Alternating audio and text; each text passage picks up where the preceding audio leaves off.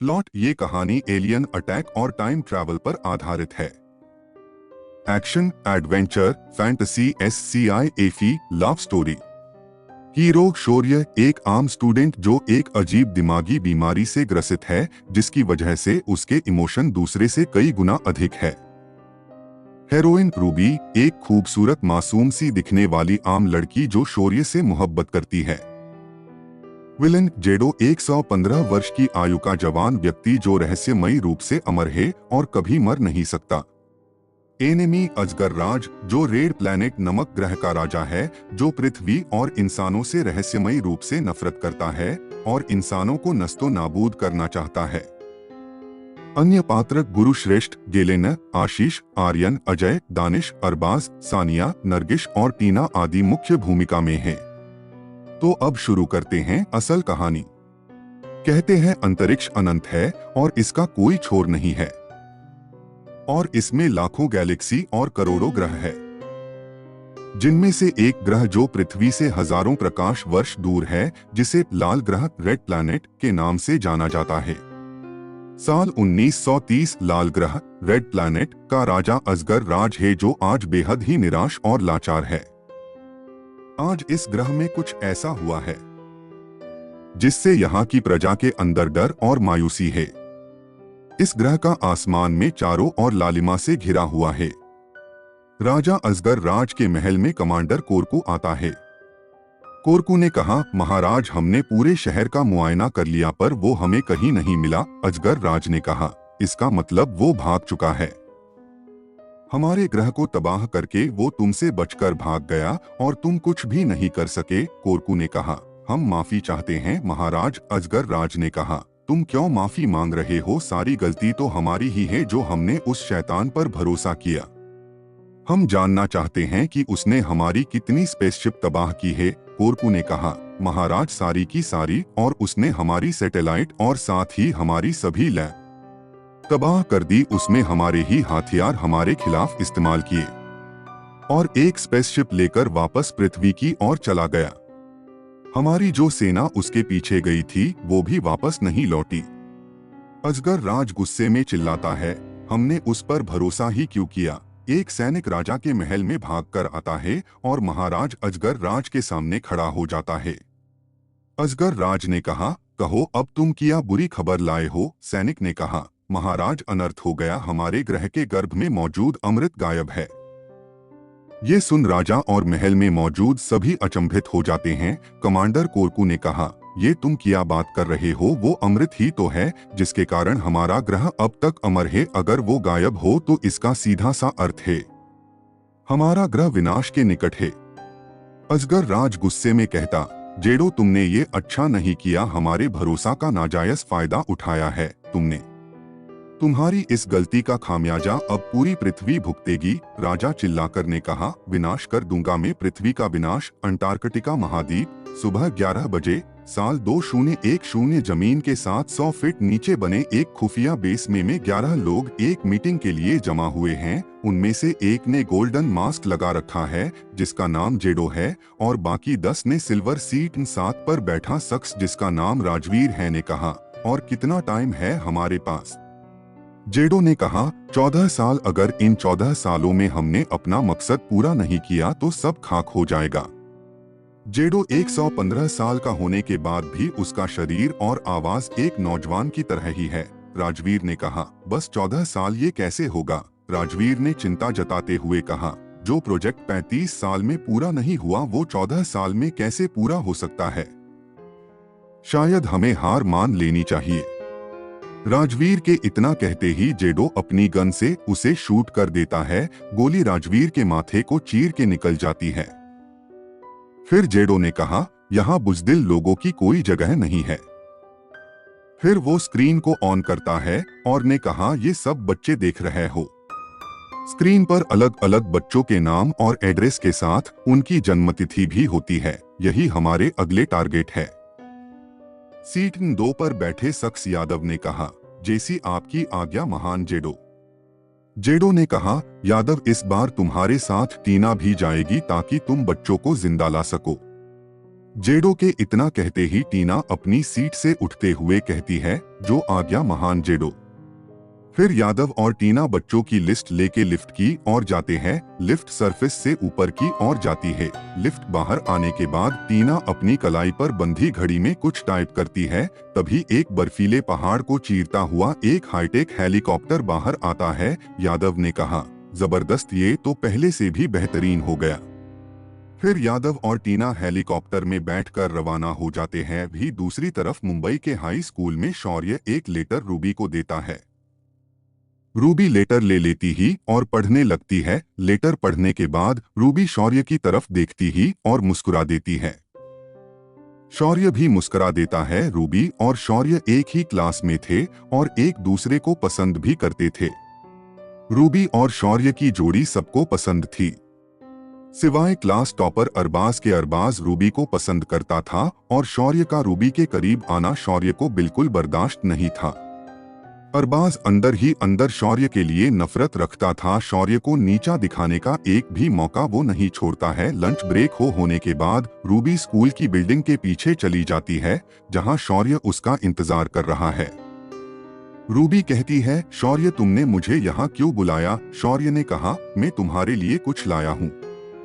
Ruby कहती ही, क्या? शौर्य ने कहा, आंखें बंद करो। रूबी आंखें बंद करती है। फिर शौर्य रूबी के हाथ में एक छोटा गिफ्ट बॉक्स रखता देता है।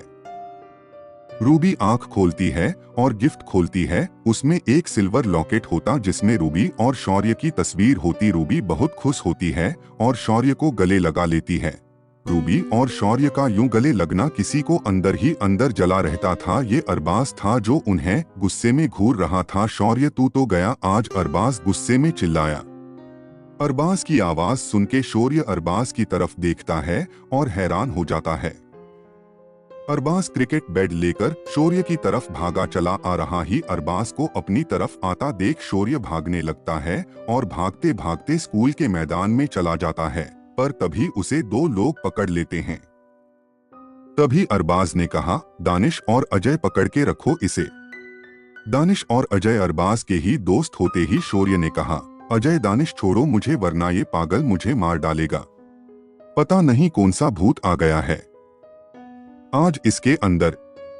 शौर्य ने अपनी बात भी पूरी नहीं की थी कि इतने में ही उसके कंधे पे जोर से बेड लगता है। शौर्य दर्द से चिल्लाता ही तभी अरबाज उसके चेहरे पर बेड मरता है।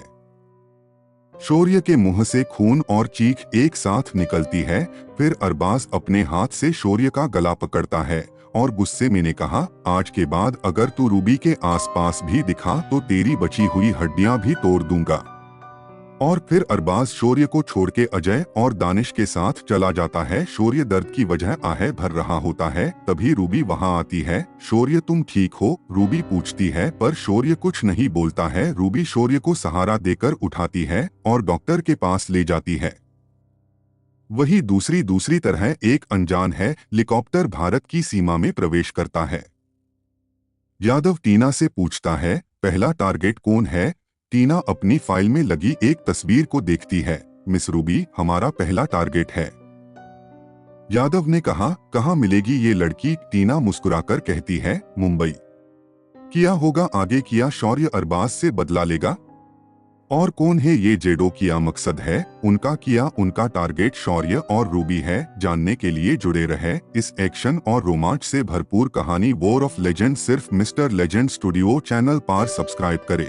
अरबाज से मार खाने के बाद रूबी शौर्य को हॉस्पिटल लेकर जाती है। शौर्य के शोल्डर में चोट आई थी। मरहम पट्टी कराने के बाद शौर्य रूबी की तरफ देखता है तो वह चौंक जाता है। रूबी शौर्य को गुस्से में घूर रही होती है। शौर्य कहता है, क्या हुआ, तुम मुझे ऐसे क्यों देख रही हो? रूबी ने कहा, वो अरबाज तुम्हें मार रहा था और तुमने कुछ नहीं। क्यों? शौर्य ने कहा, क्योंकि मेरे पापा ने मुझसे लड़ाई झगड़े को मना किया है। रूबी ने कहा, इसका मतलब ये नहीं कि तुम सबसे मार खाते रहो। उस अरबाज को तो मैं छोड़ूंगी नहीं, आखिर समझता क्या है खुद को? शौर्य ने रूबी को समझते हुए कहा, नहीं रूबी, तुम कुछ नहीं करोगी। शौर्य की बात खत्म होते ही रूबी ने फट से शौर्य से पूछा, तो तुम उससे बदला लोगे? शौर्य ने जवाब दिया, नहीं, मैं भी कुछ नहीं करूंगा। रूबी ने हैरानी से कहा, तो क्या तुम उसे ऐसे ही जाने दोगे? शौर्य गहरी सांस लेकर कहता है, हाँ, मेरे पापा ने मुझसे वादा लिया था कि मैं कभी भी किसी की बात या हरकत का बुरा ना मानूं और उसे माफ कर दूं। रूबी हैरानी से पूछती है,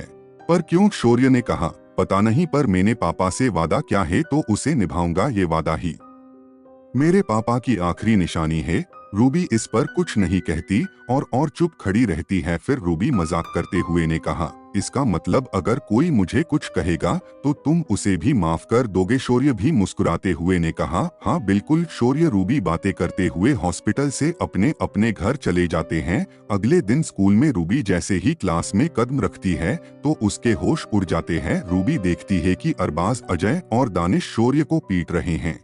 अरबाज का पैर शौर्य की गर्दन पर है और अजय उसका हाथ मरोड़ रहा है और दानिश ने शौर्य के दोनों पैर दबा रखे हैं। यह देख रूबी भाग कर जाती है और अरबाज और उसके दोस्तों को धक्का देती है। रूबी गुस्से में कहती, अरबाज ये सब क्या है? आखिर इसने तुम्हारा बिगाड़ा क्या है? अरबाज ऊंची आवाज में कहता है, बिगाड़ा इसने नहीं तुमने है। मुझे नजरअंदाज करके तुमने इस कुत्ते से प्यार किया। ये जो खुद की हिफाजत नहीं कर सकता वो तुम्हारी क्या खाक करेगा? तभी हल्की आवाज में शौर्य कहता है, मैं इसकी हिफाजत कर सकता हूँ। इतना सुनते ही अरबाज का पारा 7वें आसमान पर चढ़ जाता है। अरबाज हॉकी से शौर्य के उसी शोल्डर पर मारता है जहां पट्टी बंधी थी और फिर उसके पैरों पर। दर्द के मारे शौर्य जोर से चीखता है, आ। क्लास में मौजूद हर कोई ये दर्दनाक नजारा देख रहा होता है पर कोई शौर्य की मदद नहीं करता। रूबी ये रोते हुए कहा, अरबाज प्लीज शौर्य को मत मारो प्लीज। अरबाज रूबी की आंखों में आंसू देख हंसता है और शैतानी अंदाज में कहता है, ठीक है छोड़ दूंगा इसे, पर तुम्हें वो करना होगा जो मैं कहूँ। रूबी जल्दबाजी में कहा, हाँ ठीक है, जो तुम कहो मैं करने को तैयार हूँ, बस शौर्य को छोड़ दो। अरबाज रूबी के हाथ में हॉकी देकर ने कहा, ये लो और इसके सर पर एक वार करो और मैं उसे छोड़ दूंगा। रूबी आश्चर्य से अरबाज को देखती है और सोचने लग जाती है कि अब वो क्या करेगी। इतने में ही अरबाज चिल्लाता है, मारो उसे। अजय और दानिश भी चिल्लाते हैं, मारो इसे मारो इसे। अरबाज घूर कर क्लास में मौजूद सभी स्टूडेंट को देखता है। उसके डर से पूरी क्लास नारे लगाने लगती है, मारो इसे रूबी मारो इसे। चारों तरफ से आती आवाज सुनकर रूबी परेशान हो जाती ही। रूबी को समझ नहीं आ रहा कि अब वो क्या करे। तभी अरबाज पीछे से रूबी के कंधे पकड़कर उसके कान में धीरे से कहता है, रूबी मारो इसे। शौर्य ये देखता है कि अरबाज ने रूबी को पीछे से छुआ तब वो अपने पापा को दिया वादा भूल जाता है और उसका पारा 7वें आसमान पर चढ़ जाता है। शौर्य जोर से चिल्लाता हुए उठता है और अरबाज का गला पकड़कर उसे हवा में उठाकर बेंच पर पटक देता है। उसके पटकने से बेंच टूट जाती है। अब अरबाज की छाती शौर्य के घुटने से दबी होती है। शौर्य पास ही में पड़ा एक पेन उठाकर अरबाज के सीने में घुसा देता है। अपने सीने पेन घुसने की वजह से अरबाज दर्द से कराह जाता है। ये नजारा देखकर पूरी क्लास के रोंगटे खड़े हो जाते हैं। आज से पहले किसी ने भी शौर्य को किसी को एक चांटा मारते हुए नहीं देखा था। शौर्य क्लास का सबसे शरीफ स्टूडेंट होता है जो हमेशा लड़ाई झगड़ों से दूर रहता था। कुछ स्टूडेंट शौर्य को कमजोर समझते थे तो कुछ फट्टू, पर आज शौर्य का ये रूप देखकर सबका सोचने का नजरिया बदल जाता है। पूरी क्लास अभी अरबाज के सीने को घूर रही होती है जिसमें से पिचकारी की तरह खून निकल रहा होता है। अरबाज की दर्दनाक चीख सुनकर दूसरी क्लास के स्टूडेंट भी दौड़े चले आते हैं और सब आपस में बातें करने लगते हैं। रूबी शौर्य से कहा, ये तुमने क्या कर दिया? शौर्य अभी भी गुस्से में अरबाज को घूर रहा होता है। सभी स्टूडेंट बातें कर ही रहे होते। इतने में एक भारी आवाज सबका ध्यान अपनी तरफ करती है। ये शौर्य के क्लास टीचर मयंक सर होते हैं। मयंक सर क्लास का नजारा देख दंग रह जाते हैं और जोर से चिल्लाते हैं, शौर्य ये तुमने क्या किया? कुछ देर खामोशी के बाद स्कूल में दो तरह के सायरन सुनाई देते हैं, एक एम्बुलेंस और दूसरा पुलिस की गाड़ी का सायरन। शौर्य को पुलिस गिरफ्तार कर लेती है और अरबाज को हॉस्पिटल ले जाया जाता है। पुलिस अफसर विजय चौहान सभी स्टूडेंट से शौर्य और अरबाज की लड़ाई की पूछताछ करता है। अगले दिन रूबी शौर्य से मिलने पुलिस स्टेशन जाती है। शौर्य खामोशी से एक कोने में बैठा होता है। रूबी कहा, शौर्य तुम ठीक हो? शौर्य हाँ में जवाब देता है। रूबी पूछती है, तुमने तो अपने पापा को वादा दिया था सबको माफ करने का, फिर क्यों? शौर्य कहता है, वादा उसे माफ करने का था जो मुझे नुकसान पहुंचाए, पर उसने तुम्हें इतना कहकर। शौर्य चुप हो जाता है। रूबी ने कहा, अब मैं समझ चुकी हूँ कि तुम्हारे पापा ने तुम्हें सबको माफ करने को क्यों कहा था। शौर्य इस पर कुछ नहीं कहता और खामोशी से रूबी की बात सुन रहा होता। हे रूबी फिर ने कहा, एक अच्छी खबर है और 3 बुरी, पहले कौन सी सुनोगे? शौर्य ने कहा, पहले बुरी खबर सुनाओ। रूबी ने कहा, ठीक है तो सुनो, अरबाज कोमा में चला गया है और उसके पेरेंट्स में तुम पर अटेम्प्ट टू मर्डर का केस क्या है, साथ ही तुम्हें स्कूल से निकाल दिया गया और अब तुम किसी और स्कूल में भी एडमिशन नहीं ले सकते। शौर्य सारी बातें ध्यान से सुनता है और ने कहा, और अच्छी खबर क्या है? रूबी ने कहा, मैं तैयार हूँ। शौर्य ने कहा, किस लिए तैयार हो? रूबी कहा, तुम्हारे साथ जिंदगी जीने के लिए। क्या तुम मुझसे शादी करोगे? रूबी शौर्य के हाथ में एक अंगूठी रख देती है। शौर्य रूबी की आंखों में आंखें डाल के देखता रहता है और रूबी को अंगूठी पहनाते हुए ने कहा, हाँ आई लव यू, और उसकी आंख से आंसू निकल जाते हैं। तभी किसी के खांसने की आवाज आती है। ये इंस्पेक्टर विजय के खांसने की आवाज थी। इंस्पेक्टर विजय कहते हैं, पुलिस स्टेशन में हो तुम दोनों, थोड़ी तो शर्म करो, यही आशिकी शुरू कर दी? रूबी हिचकिचाते हुए ने कहा, वो में वो। इंस्पेक्टर विजय कहता है, रहने दे, मुझे सफाई मत दे, तेरा मिलना हो गया हो तो अब तू घर जा अपने। रूबी कहा, जैसा आप कहें, पर शौर्य छूट तो जाएगा ना, उसे सजा तो नहीं होगी ना? इंस्पेक्टर विजय ने कहा, देखो इसका फैसला कोर्ट में होगा, तुम अब जाओ यहाँ से, रात हो गई, तुम्हारे माता पिता इंतजार कर रहे होंगे। जब ये केस कोर्ट में जाता है तो शौर्य का सरकारी वकील शौर्य को नाबालिग और नासमझ बताकर उसकी बेल करा देता है और शौर्य कोर्ट से बाइज्जत बरी हो जाता है। रूबी शौर्य को देख काफी ज्यादा खुश होती है। रूबी और शौर्य बात करते हुए घर की तरफ जा ही रहे होते हैं कि 2 लड़के उनका रास्ता रोक लेते हैं। रूबी ने कहा, दानिश, अजय, अब तुम क्या लेने आए हो? शौर्य ने कहा, देखो जो हुआ मैं उसके लिए माफी मांगता हूँ, मेरा उसे मारने का कोई इरादा नहीं था। दानिश कहता है, तुम्हें माफी मांगने की जरूरत नहीं है शौर्य, गलती हमारी ही थी, हमने इससे पहले भी तुम्हें कई बार परेशान किया, उन सबके के लिए हमें माफ कर दो। अजय कहता है, हाँ शौर्य, हम तुम्हें कायर समझते थे पर आज हमारा ये भरम दूर हो गया है, प्लीज हमें माफ कर दो। शौर्य, दानिश और अजय हाथ जोड़कर शौर्य से माफी मांगते हैं। शौर्य ने कहा, माफी मत मांगो, मैं तुम्हें पहले ही माफ कर चुका हूँ और आगे भी करता रहूंगा। दानिश कहता है, आज के बाद ऐसा होगा ही नहीं। अजय ने कहा, शौर्य, अगर तुम्हें एतराज ना हो तो क्या हम दोस्त बन सकते हैं? शौर्य ये सुन के मुस्कुराते हुए ने कहा, हाँ। दानिश और अजय रूबी से भी माफी मांगते हैं और रूबी भी उन्हें माफ कर देती है। अजय ने कहा, सुनो सब, आज शाम मेरे घर जन्मदिन की पार्टी है। दानिश ने कहा, किसका जन्मदिन है? अजय ने कहा, मेरा ही है। ये सुन सब हंसने लगते हैं। दानिश ने कहा, रूबी, शौर्य, तुम दोनों को भी आना है? शौर्य कहता है, हाँ हम जरूर आएंगे। फिर सभी दोस्त हंसी मजाक करते हुए साथ साथ चलने लगते हैं। क्या होगा आगे? क्या अरबाज कोमा से बाहर आने बाद शौर्य से बदला लेगा? जानने के लिए पढ़े अगला चैप्टर अभी।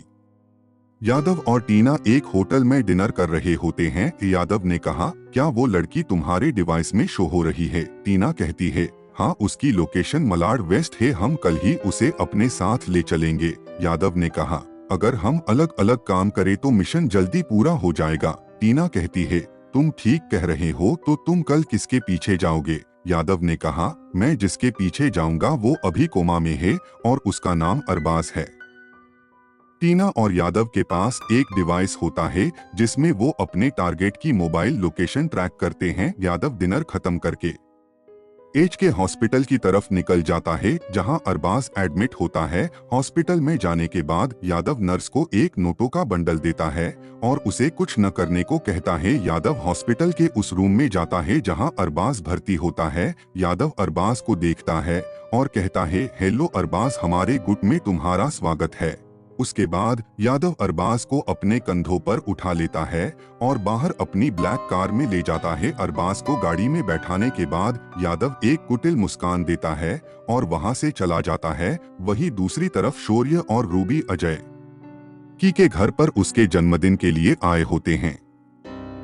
केक कटने के बाद सभी दोस्त खूब जी भर के नाचते हैं। रूबी भी शौर्य को डांस के लिए फोर्स करती पर शौर्य बार बार मना करता है। सच तो ये है शौर्य को डांस आता ही नहीं था, फिर भी रूबी के जिद करने पर वो डांस करता है। उसका डांस देखकर सभी जोर जोर से हंसने लगते हैं। शौर्य ये देखकर डांस करना बंद कर देता है। रात के 9 बज जाते हैं। शौर्य और रूबी अजय को अलविदा कहकर अपने घर के लिए निकल जाते हैं। रात में टैक्सी या रिक्शा न मिलने के कारण रूबी शौर्य से कहती है, ऑटो रिक्शा का इंतजार करेंगे तो रात यहीं बीत जाएगी, क्यों ना पैदल चले, इसी बहाने हमारी नाइट वॉक भी हो जाएगी। शौर्य ने कहा, अच्छा ख्याल है, चलो पैदल ही चलते।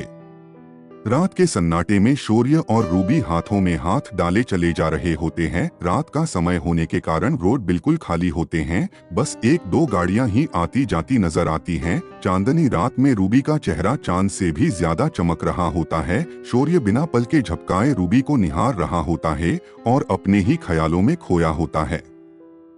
इस पर रूबी कहती है, क्या सोच रहे हो शौर्य? शौर्य ने कहा, सोच रहा हूँ अगर तुम ना होती तो मेरा क्या होता।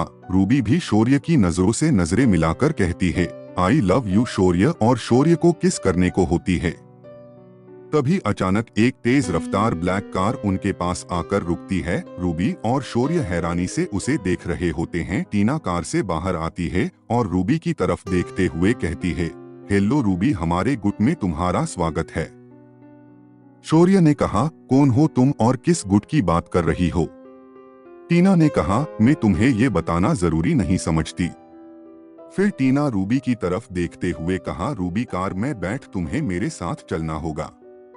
रूबी टीना से कहती है, पर मैं तो तुम्हें जानती भी नहीं, फिर क्यों मैं तुम्हारे साथ चलूं? टीना सांस छोड़ते हुए खुद से कहती है, सोचा था कि प्यार से काम बन जाएगा, पर अफसोस। टीना आगे बढ़कर रूबी का हाथ पकड़ लेती है और जबरदस्ती उसे कार में बैठाने लगती है। शौर्य रूबी को छुड़ाने की कोशिश करता है, पर तभी रूबी एक किक शौर्य के मुंह पर मारती है। उसकी किक से शौर्य 7 फीट दूर जाकर गिरता है। टीना रूबी को कार में बैठाकर कार स्टार्ट करती है और वहां से ले जाने लगती है। शौर्य गुस्से में चिल्लाता है, रूबी नहीं। शौर्य टीना की कार के पीछे भागने लगता है। तभी शौर्य अपने पास से जाती एक व्हाइट गाड़ी के ऊपर चढ़ जाता है। अब शौर्य उस गाड़ी के ऊपर खड़ा होकर उसके पास पहुंचने का इंतजार करता है। जैसे ही वो व्हाइट कार टीना की कार के करीब पहुंचती है, शौर्य उसके ऊपर कूद जाता है। टीना बेफिक्र होकर कार चला रही होती है। तभी उसे कार के ऊपर कुछ हलचल सुनाई देती है। ये शौर्य होता है जिसने टीना की कार पर छलांग लगाई थी। टीना ये देख दंग रह जाती है। शौर्य टीना की कार के आगे आ जाता है और कार के कांच पर मुक्के मारने लगता है। शौर्य के लगातार मुक्के मारने से उसके हाथ से खून बहने लगता है। कार पर लगे बुलेट प्रूफ कांच होने की वजह से वो ना ही टूटता। टीना ये देखकर कहती है, बस बहुत हुआ नाटक।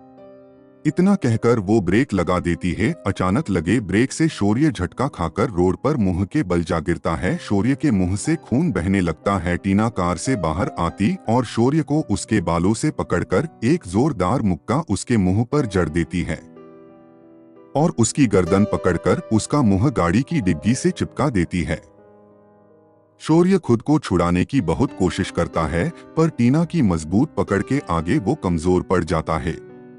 टीना एक बेहतरीन फाइटर थी जिसमें 10 साल की उम्र से ही कड़ी मेहनत करके मार्शल आर्ट्स सीखा था। टीना को एक अद्भुत योद्धा की पदवी मिली हुई थी और शौर्य एक सामान्य टीन एजर। टीना शौर्य से कहा, अच्छा तो तुम इस लड़की को बचाना चाहते हो, पर तुम ये कैसे करोगे? तुम तो खुद को नहीं बचा सकते, इसे कैसे बचाओगे? इस पर शौर्य धीमी आवाज, मैंने कहा, मैं उसे बचा सकता हूँ। शौर्य की बात सुन टीना गुस्से में शौर्य को गर्दन से उठाती है और एक बार फिर उसलो मुंह कार की डिग्गी पर मारती है और फिर उसे वही छोड़ देती है और रूबी को बालों से पकड़कर कार से बाहर निकलती है। रूबी विनती करते हुए कहा, प्लीज मुझे छोड़ दो, जाने दो मुझे, आखिर मैंने तुम्हारा क्या बिगाड़ा है? टीना ने मुस्कुराते हुए शौर्य से कहा, तो तुम बचाओगे, इसे तो बचाओ। इतना कहकर टीना रूबी के बालों को खींचती ही, जिस पर रूबी जोर से चिल्लाती है। शौर्य ये देख गुस्से में टीना की तरफ दौड़ता है, पर टीना घुमाकर एक किक शौर्य मुंह पर दे मरती है। टीना की किक से शौर्य 7 फीट दूर जाकर गिरता है। फिर टीना रूबी का दाहिना हाथ पकड़कर शौर्य को उकसाती हुए कहा, क्या हुआ तुम्हें, बचाओ इसे।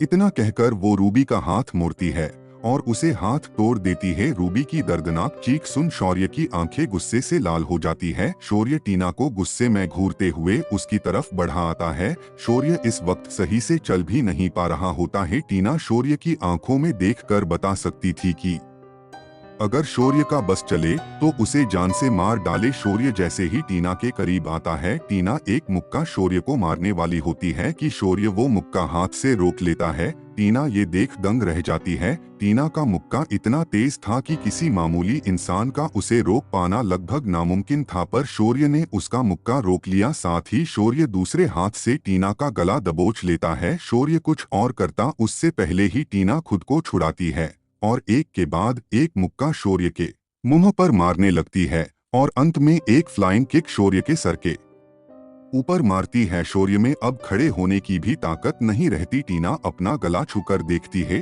तो उसे नाखून के निशान महसूस होते हैं। टीना शौर्य को घूर कर देखती है और उसके मुंह पर एक लात मारती है। इसके बाद वो दर्द से रोती हुई रूबी को कार में बैठती है और वहां से चले जाती है। शौर्य ये सब अपनी आंखों से देख रहा होता, पर उसे ये एक बुरा सपना नजर आता है। कुछ ही देर में उसे समझ आ जाता है ये सपना नहीं हकीकत है। शौर्य रात के अंधेरे में बीच रोड पर पड़ा होता है और उसकी आंखों से लगातार आंसू बह रहे होते हैं। रात भर शौर्य वही एक जिंदा लाश की तरह पड़ा रहता है और बेहोश हो जाता है। क्या होगा आगे? क्या शौर्य फिर कभी रूबी से मिल पाएगा? टीना रूबी को कहाँ लेकर गई है, जानने के लिए सुनिए लव असैसिन्स सिर्फ पॉकेट FM पर, जिसका नाम अब वॉर ऑफ लेजेंड्स है। धत तेरे की ये बॉम्बे का ट्रैफिक, ऊपर से इतनी तेज बारिश हो रही है कि पैदल चल के भी नहीं जा सकता। हटाना न भाई। आर्यन टैक्सी से बाहर सर निकलकर चिल्लाता है। इस पर टैक्सी ड्राइवर जवाब देता है, कोई फायदा नहीं है साहब, ट्रैफिक खुलने ही वाला है। आर्यन ने कहा, तुम इतना यकीन से कैसे कह सकते हो? टैक्सी ड्राइवर ने कहा, साहब इस रोड से हमारा रोज का आना जाना है, 10 मिनट से ऊपर नहीं होगा। 20 मिनट हो जाने के बाद भी जब ट्रैफिक जाम नहीं खुलता है तो आर्यन चिढ़कर ड्राइवर से ने कहा, लगता है ये जाम मेरे बूढ़ा होने के बाद ही खुलेगा। लो बारिश भी रुक गई, एक काम करता हूँ पैदल ही चलता हूँ। आर्यन टैक्सी से उतर जाता है और अपने फोन में एक डायल करता है और किसी को कॉल लगाता है, पर सामने वाले का मोबाइल बंद बताता है। डेमिट, सुबह से 20 कॉल कर चुका पर इसका फोन बंद है, पता नहीं कौन सा नशा करके सोया है। खैर भला अब क्या कर सकते हैं। चल बेटा आर्यन, कोई लेने नहीं आएगा तुझे। पूरे 2 साल के बाद मैं राजस्थान से आया सिर्फ अपने दोस्त शौर्य से मिलने, पर एक वो है जिसे खबर भी नहीं है। आर्यन खुद से ही बातें करता हुआ चला जा रहा होता, तभी उसकी नजर सड़क किनारे पड़े हुए एक शख्स पर जाती है। पता नहीं ये लोग इतना नशा करते ही क्यों है जो खुद का होश ही नहीं रहता। आर्यन ये कहते हुए आगे निकल जाता है। जैसे ही आर्यन सड़क किनारे पड़े हुए शख्स के नजदीक जाता है तो उस शख्स का चेहरा देख आर्यन के होश उड़ जाते हैं। आर्यन चिल्लाया, शौर्य। आर्यन देखता है कि शौर्य के चेहरे पर गहरे चोट के निशान है, खून से उसका चेहरा लाल है। शौर्य के कपड़े फटे हुए और बारिश के कारण पूरे गीले होते हैं। आर्यन ने हड़बड़ी में शौर्य को उठाया और टैक्सी में बैठा दिया। यह वही टैक्सी थी जिसमें आर्यन आया था। टैक्सी ड्राइवर ने कहा, कौन है ये साहब और इसकी ये हालत किसने की? आर्यन जादबाजी में ने कहा, इन सब बातों का अभी वक्त नहीं, जल्दी से हॉस्पिटल चलो, जल्दी फास्ट। पूरे रास्ते आर्यन टैक्सी ड्राइवर को गाड़ी तेज चलाने को कहे जा रहा होता है। हॉस्पिटल आने के बाद टैक्सी ड्राइवर चैन की सांस लेते हुए कहा, ससुरा आज तो ये साहब मरवा ही दिए थे। फुल स्पीड से गाड़ी चला रहे थे, फिर भी बार बार कहे जा रहे थे तेज भगाओ भगाओ। इसके बाद टैक्सी ड्राइवर वहां से चला जाता है। आर्यन शौर्य को गोद में उठाए हॉस्पिटल के अंदर बढ़ा चला जाता है। डॉक्टर भागकर शौर्य के पास आते हैं और कहते हैं, oh my God, he is serious condition. Nurse fast इसे ICU में लेके चलो। सुबह से शाम हो जाती है पर शौर्य को होश नहीं आता। डॉक्टर आर्यन से कहा, घबराने की कोई बात नहीं है, उसे जल्द ही होश आ जाएगा। रात के 2 बज चुके होते हैं और हॉस्पिटल का पूरा स्टाफ हल्दी झपकी ले रहा था। हॉस्पिटल में सन्नाटा छाया होता है। तभी अचानक से किसी के चिल्लाने की आवाज आती है और सबकी नींद भाग जाती है। नर्स और आर्यन आवाज की तरफ भाग कर जाते हैं और शौर्य के कमरे में पहुंच जाते हैं। ये शौर्य की चीखने की आवाज थी। होश में आते ही शौर्य ने जोर से चीख मार के कहा, रूबी आर्यन शौर्य को देखता है। शौर्य की आंखें लाल होती हैं, उसके माथे से पसीने की बूंदें टपक रही होती है। आर्यन शौर्य के पास जाता है और उसे गले लगाकर करने कहा, शांत हो जा शौर्य, सब ठीक है। बच्चन में जब कभी भी शौर्य परेशान होता था तो आर्यन उसी तरह शौर्य को शांत कर देता था। शौर्य आर्यन की तरफ देखता है और उसे गले लगा लेता है, पर अगले ही पल वो आर्यन से दूर हट जाता है और अपने बेड से उठकर बाहर भागने लगता है। आर्यन ने कहा, शौर्य रुक जा, कहाँ जा रहा है शौर्य?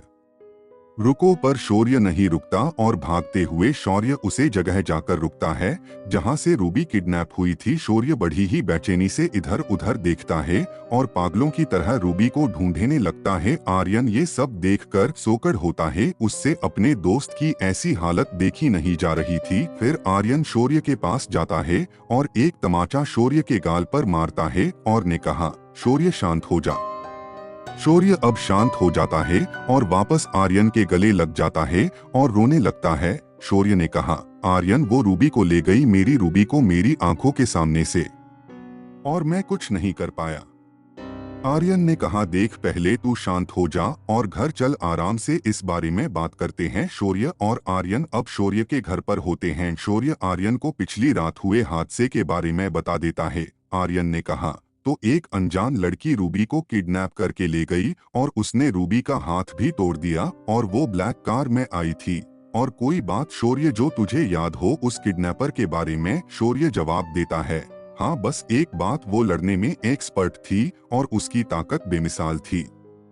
उसने एक ब्लैक यूनिफॉर्म पहनी थी जो कमांडो यूनिफॉर्म की तरह थी। आर्यन शौर्य से पूछता है, शौर्य एक बात और बता कि ये रूबी अमीर परिवार से थी क्या? शौर्य ने कहा, नहीं, उसके पापा एक कैब ड्राइवर हैं बस। आर्यन कुछ देर सोचता ही और फिर चिंता भरी आवाज में ने कहा, शौर्य शायद मैं जानता हूँ वो लेडी कौन थी। शौर्य हैरानी से ने कहा, कौन, जल्दी बताओ। आर्यन ने कहा, मेरी बात ध्यान से सुन शौर्य, तुझे पता ही कि मेरे पीयूष अंकल सीक्रेट सर्विस में है और उन्होंने मुझे बताया कि एक सीक्रेट ऑर्गेनाइजेशन है जो करीब 70 सालों से एक्टिव है। वो एक ऐसा संगठन है जो हमारी ही उम्र के बच्चों का किडनैप करके उन्हें सुपर क्रिमिनल बनाते हैं और उनसे अपने नाजायज काम जैसे मर्डर और टेररिस्ट अटैक करवाते हैं। इस संगठन का तैयार किया गया हर एजेंट अकेला ही सैकड़ों की जान ले सकता है और साथ ही ये इलीगल एक्सपेरिमेंट भी करते हैं।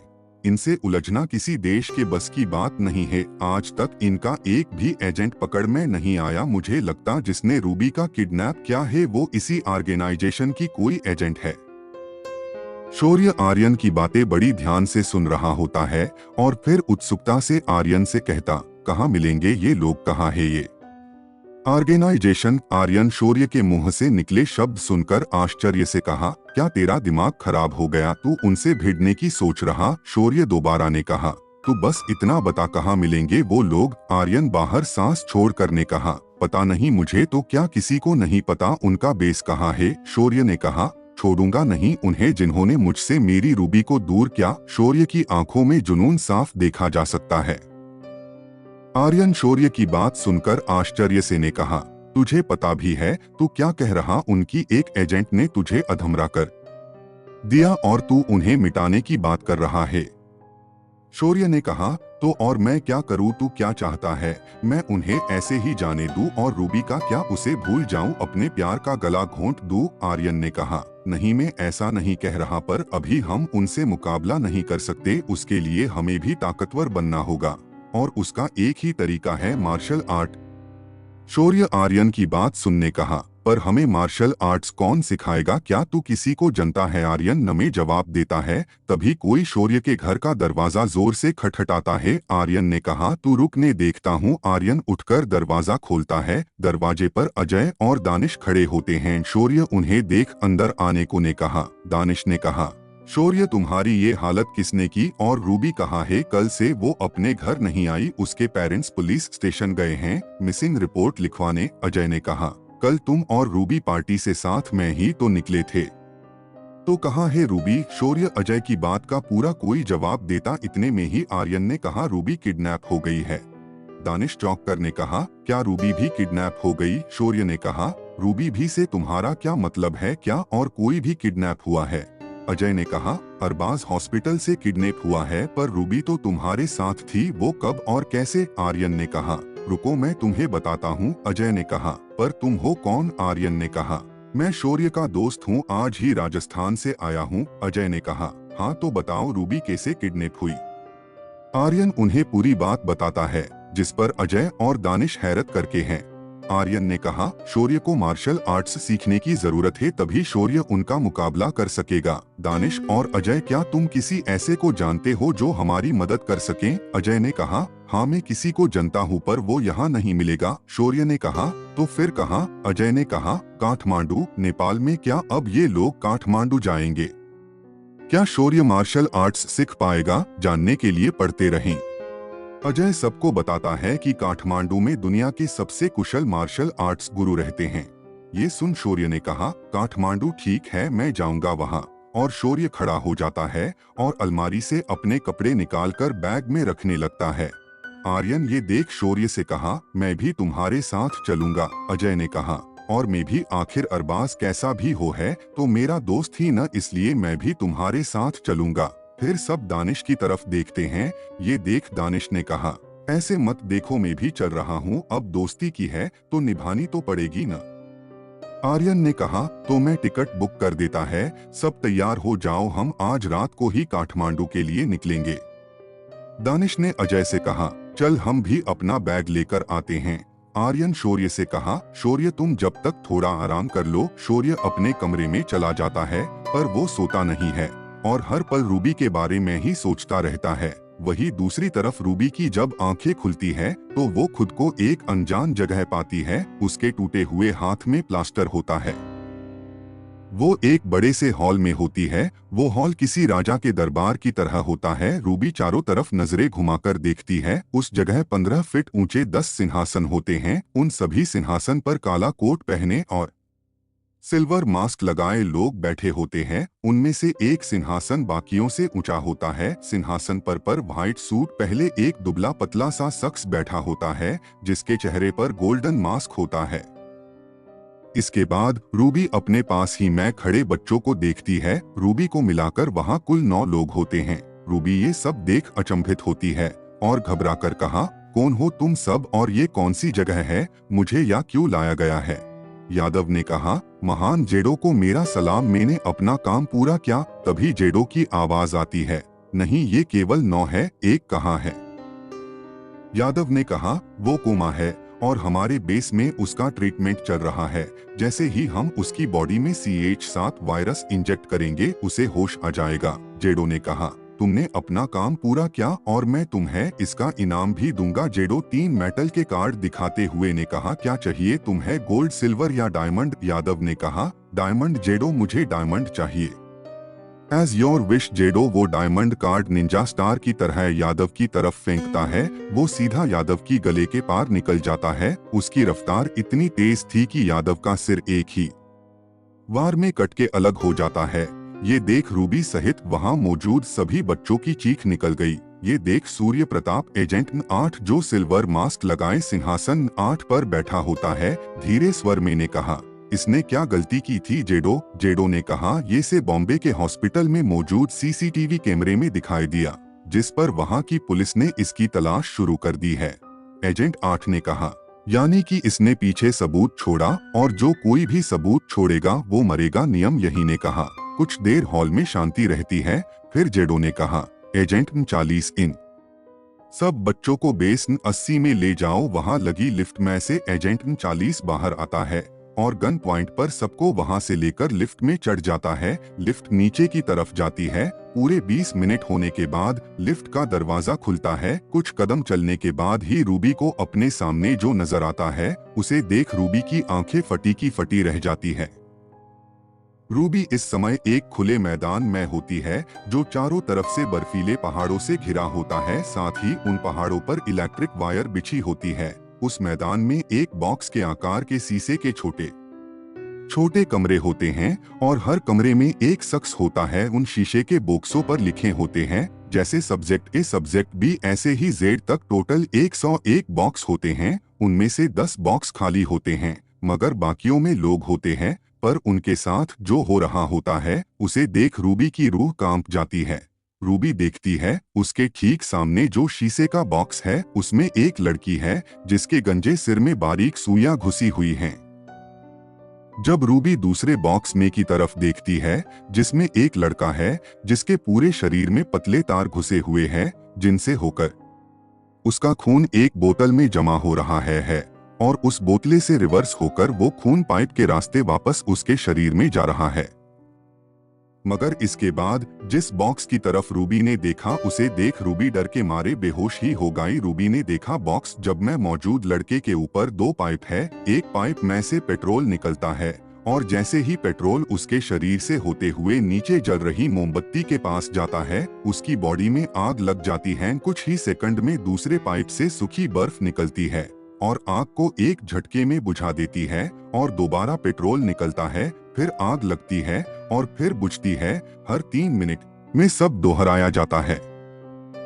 जब रूबी को होश आता है तो वो खुद को एक शीशे के बॉक्स में पाती है। खुद को उसी शीशे के बॉक्स में पाकर रूबी जोर जोर से चिल्लाने लगती है, मुझे छोड़ दो, जाने दो मुझे, और रोने लगती है। पर वहाँ उसकी सुनने वाला कोई नहीं होता। उस बॉक्स में एक बड़ा गोल पाइप ऊपर से नीचे की तरह लटका हुआ था। रूबी रो ही रही होती है कि उस कमरे में मौजूद पाइप में हलचल होती है। ये देख रूबी डर जाती है। उस पाइप में से एक रोबो स्नेक बाहर आता है और वो रूबी का गला दबोच लेता है। रूबी का दम घुटने लगता है। जैसी ही रूबी बेहोश होने वाली होती है वो रोबोट स्नेक रूबी का गला छोड़ देता है। रूबी जोर जोर से सांस लेती है। रूबी अभी नॉर्मल होकर खुद को संभाल ही पाती है कि दोबारा वो रोबो स्नेक रूबी का गला दबोच लेता है और ये सिलसिला चलता रहता है। जैसे ही रूबी की धड़कन रुकने को होती है वो रोबो स्नेक रूबी का गला छोड़ देता है और अगले ही पल दोबारा रूबी के गले में लिपट जाता है। ये नजारा किसी जहन्नम से कम नहीं था। रूबी को हर पल मौत का एहसास होता है पर वो रोबो स्नेक रूबी को मारता नहीं है। क्या रूबी खुद को बचा पाएगी, जानने के लिए पढ़ते रहें। व्हील चेयर पर बैठी एक आदमी हाथ में आईपैड लिए रूबी की प्रतिक्रिया नोट करता रहता है और ऐसा ही वो बाकी बच्चों के साथ करता है। उन शीशों के बॉक्स जो कि किसी पारदर्शी कमरे की तरह होते हैं उनमें एक छोटा सा स्पीकर लगा होता है जिसमें से आवाज आती है, रूबी ये तुम्हारा टास्क है, तुम्हें अपनी जान खुद ही बचानी है, जब तुम टास्क पूरा कर लोगी तो तुम आजाद हो जाओगी। ये आवाज सिस्टम की थी। वही दूसरी तरफ अरबाज एक लैब में होता है। अरबाज अभी भी कोमा में होता है। एक डॉक्टर एक शीशी में से नीले रंग की दवा इंजेक्शन में भर के अरबाज की बॉडी में लगा देता है। कुछ ही देर में अरबाज का शरीर जोर जोर से हिलने लगता है मानो उसे करंट लगा हो और अरबाज कोमा से बाहर आ जाता है। उस दवा के अरबाज के शरीर में जाने से उसकी आंखें नीले रंग में बदल जाती है, साथ ही उसकी मसल्स फूल जाती है। अरबाज ये सोच ही रहा होता है कि वो कहाँ है और उसके साथ क्या हुआ। दो लोग अरबाज को पकड़कर अपने साथ ले जाते हैं और उन्हीं पारदर्शी कमरों में से एक में बंद कर देते हैं। अरबाज खुद को शीशे के बॉक्स में पाकर जोर जोर से चिल्लाता है, बाहर निकालो मुझे। शौर्य, आर्यन, अजय और दानिश के साथ ट्रेन में होता है। दानिश ने कहा, हम काठमांडू कब तक पहुंचेंगे? अजय ने कहा, ये ट्रेन नेपाल जाएगी तक जाएगी, उसके बाद वहां से बस पकड़ के काठमांडू जाएंगे, सफर लंबा है काफी। दानिश ने कहा, पर हम वहां क्यों जा रहे हैं, मतलब वहां ही क्यों? मार्शल आर्ट्स सेंटर तो और भी शहरों में है। अजय ने कहा, क्योंकि वहां दुनिया के सबसे शक्तिशाली गुरु मौजूद हैं। आर्यन ने कहा, क्या तुम उनसे मिले हो? अजय आर्यन की तरफ देखकर मुस्कुराता है, हाँ, पर एक परेशानी की बात है। दानिश ने कहा, परेशानी कैसी? परेशानी? अजय ने कहा, उनका स्टूडेंट बनने के लिए वो अजीबोगरीब टेस्ट लेते हैं पर आज तक कोई उनके टेस्ट में पास नहीं हुआ, इसलिए आज तक कोई भी उनका स्टूडेंट नहीं बना अभी तक। आर्यन ने कहा, क्या नाम है उनका? अजय ने कहा, उनका नाम तो पता नहीं पर सब उन्हें गुरु श्रेष्ठ कहते हैं। आर्यन शौर्य की तरफ देख कर ने कहा, मुझे विश्वास है कि शौर्य गुरु श्रेष्ठ की चुनौतियों को पार करके उनका स्टूडेंट बनेगा। शौर्य आंखें बंद करके लेटा होता है और सबकी बातें सुन रहा होता। आर्यन जबरदस्ती करके शौर्य को सुला देता पर शौर्य को नींद नहीं आती, इसलिए वो बस आंखें बंद करके सोने की एक्टिंग करता है। सभी दोस्त आपस में बातें कर ही रहे होते हैं कि तभी कोई अनजान लड़का उन्हें टोकते हुए कहा, अबे सालो, कब से क्या फालतू की बातें कर रहे हो? उसके होंठों पर सिगरेट होती है। आर्यन ने कहा, हम कुछ भी बातें करें तुमसे मतलब। वो लड़का ने कहा, अबे साले जरा तमीज से, इतना मरूंगा न कि तेरा बाप तेरी शकल नहीं पहचान पाएगा। आर्यन गुस्से में उसे मारने के लिए उठा लेकिन अजय उसे रोक लेता है। अजय ने कहा, आर्यन छोड़ना, ये नशे में लगता है। अजय उस लड़के से कहा, भाई साहब आपको हमसे क्या चाहिए? वो लड़का अजय से कहा, माचिस है, सिगरेट जलानी है। अजय नमे सिर हिला देता है। फिर वो लड़का दानिश से पूछता है, दानिश भी मना कर देता। फिर वो शौर्य से ने कहा, माचिस है। शौर्य उसकी बातों का कोई जवाब नहीं देता और आंखें बंद करके लेटा रहता है। वो नशेड़ी लड़का फिर ने कहा, अबे ओ कुंभकर्ण की औलाद, माचिस है। आर्यन चिढ़ते हुए कहा, अब दिखता नहीं वो सो रहा है ले माचिस। आर्यन अपनी पॉकेट से माचिस निकाल के उसे देता है। वो लड़का माचिस ले लेता है और अपनी सिगरेट जलाता है और माचिस को ट्रेन की खिड़की से बाहर फेंक देता है। आर्यन और बाकी सब उसे तंग आ चुके होते हैं। वो नशेड़ी लड़का सिगरेट का लंबा कश खींचता है और आर्यन के मुंह पर धुआं छोड़ देता है। आर्यन ये देख उठा और उसके मुंह पर एक चांटा मारते हुए कहा, हरामजाते, कब से तुझे बर्दाश्त कर रहा हूँ और तू है कि जाने का नाम नहीं ले रहा। वो नशेड़ी लड़का गुस्से में कहा, साले तेरी ये हिम्मत, रुक अभी बताता हूँ तुझ। और वहाँ से भाग जाता है। अजय ने कहा, क्या लगता है वो दोबारा वापस आएगा? आर्यन कहता, क्या फर्क पड़ता है। कुछ ही देर में वो लड़का अपने साथ 3 और लड़कों को लेकर आता है। वो सभी भी बेहद नशे की हालत में होते हैं। उनमें से एक ने कहा, अबे किसकी ये मजाल जो मेरे यार को थापर मारा? आर्यन उठते हुए कहा, मैंने मारा और दोबारा मारूंगा अगर ये मेरे पास आया। दानिश और अजय भी अपनी जगह से उठ जाते हैं। ट्रेन में मौजूद सभी लोगों की नजर इस वक्त ये गर्मा गर्म माहौल देखे रही थी। वो सब नशेड़ी लोग आगे बढ़कर हमला कर देते हैं। आर्यन 2 लोगों से अकेला भिड़ जाता है। दानिश और अजय भी लड़ने लगते हैं। लड़ाई होते देख ट्रेन में से एक शख्स उठकर टीटी को बुलाने चला जाता है। आर्यन जिन नशेड़ी से लड़ रहा होता है उनमें से एक लड़का एक तेज धार चाकू निकाल लेता है। उसके चाकू निकालते ही आसपास के सभी लोग डर के मारे दूर भाग जाते हैं कि कहीं चाकू उनके न लग जाए। ट्रेन के वो डिब्बे खाली हो गए थे जिनमें ये लड़ाई चल रही होती है। हाथ में चाकू लिए वो लड़का आर्यन को घूरता है कि अचानक से कोई आर्यन को पीछे से पकड़ लेता है। आर्यन खुद को छुड़ाने की कोशिश करता है लेकिन फिर वो लड़का चाकू से आर्यन के पेट की तरफ वार कर देता है लेकिन कोई उसका हाथ बीच में ही पकड़ लेता है। ये शौर्य होता है। ये देख वो लड़का शौर्य से ने कहा, छोड़ मेरा हाथ हराम के जने। इतना सुनते ही शौर्य उसके सीने पर एक लात मरता है और वो लड़का ट्रेन के दरवाजे से होते हुए बाहर जा गिरता है। जैसे ही वो बाहर गिरा उसका शरीर एक खंबे से टकराता है जिससे उसकी कमर टूटने की सी आवाज आती है। सभी लोग ये देख दंग रह जाते हैं। अपने साथी को यूं ट्रेन से बाहर फिकते देख उनमें से एक चिल्लाया, तेरी तो, और शौर्य को मारने को दौड़ता है पर आर्यन एक मुक्का उसके मुंह पर दे मारता है और वो पीठ के बल गिर जाता है। दानिश और अजय भी बाकी 2 को चित कर देते हैं। तभी वहां टीटी और एक गार्ड आ जाते हैं। टीटी उन नशेड़ी लड़कों को पहचानते हुए कहा, तुम लोग नशा किए हो? मना करने के बावजूद फिर वो टीटी शौर्य और उसके दोस्तों से ने कहा, आप सभी ठीक तो है ना? आर्यन हाँ में सिर हिलाता है। फिर टीटी उन नशेड़ियों से ने कहा, चलो उठो और उतरो ट्रेन से। टीटी ने अगले स्टेशन पर उन्हें उतारते हुए कहा, आज के बाद दिखाई दिए तो टांगे तोड़ के रख देंगे। चलो फूटो। अब वो लड़के अभी कुछ बोलने की हालत में नहीं होते और वहीं खड़े रहते हैं। आर्यन और बाकी सब वापस अपनी जगह पर बैठ जाते हैं। वो सभी दोस्त हैरान और परेशान होते कि किसी का भी ध्यान उस लड़के की तरफ तो गया ही नहीं जिसे शौर्य ने बाहर फेंक दिया था। अजय ने कहा, हम अब इस बारे में बात नहीं करें तो हमारे लिए अच्छा है। दानिश ने कहा, मेरी मानो तो हम सबको अब आराम कर लेना चाहिए और सफर भी लंबा है। अभी आर्यन और शौर्य हाँ में सिर हिलाते हैं। कुछ ही देर के बाद सब सो जाते हैं सिवाय शौर्य को छोड़ के। शौर्य मन ही मन में ने कहा, आराम कैसे कर लूं मैं? आराम कैसे सो जाऊं जब मेरी रूबी मेरे पास नहीं है? क्या वो सोई होगी? उसका तो हाथ भी टूटा हुआ है। रूबी काश की तुम ठीक हो। शौर्य यही सब बातें सोचता रहता है और उसकी आंखें नम होती है। ट्रेन नेपाल पहुंच गई होती है। शौर्य सभी को जगाता है और सब ट्रेन से बाहर आ जाते हैं। प्लेटफॉर्म से जाने के बाद सभी दोस्त एक ढाबे खाना खाने रुकते हैं। खाना खाना के वो सब काठमांडू जाने वाली बस में चढ़ जाते हैं। बस पहाड़ी इलाकों से होती हुई गुजरती है। ये देख अजय ने कहा, कितना खूबसूरत नजर है। ये दानिश ने कहा, क्या खाक खूबसूरत है। ये खाई देख रहा है, अगर बस इसमें गिर गई तो हमारी हड्डियां भी नहीं बचेगी। अजय ने कहा, अबे काली जुबान, कुछ अच्छा नहीं बोल सकता।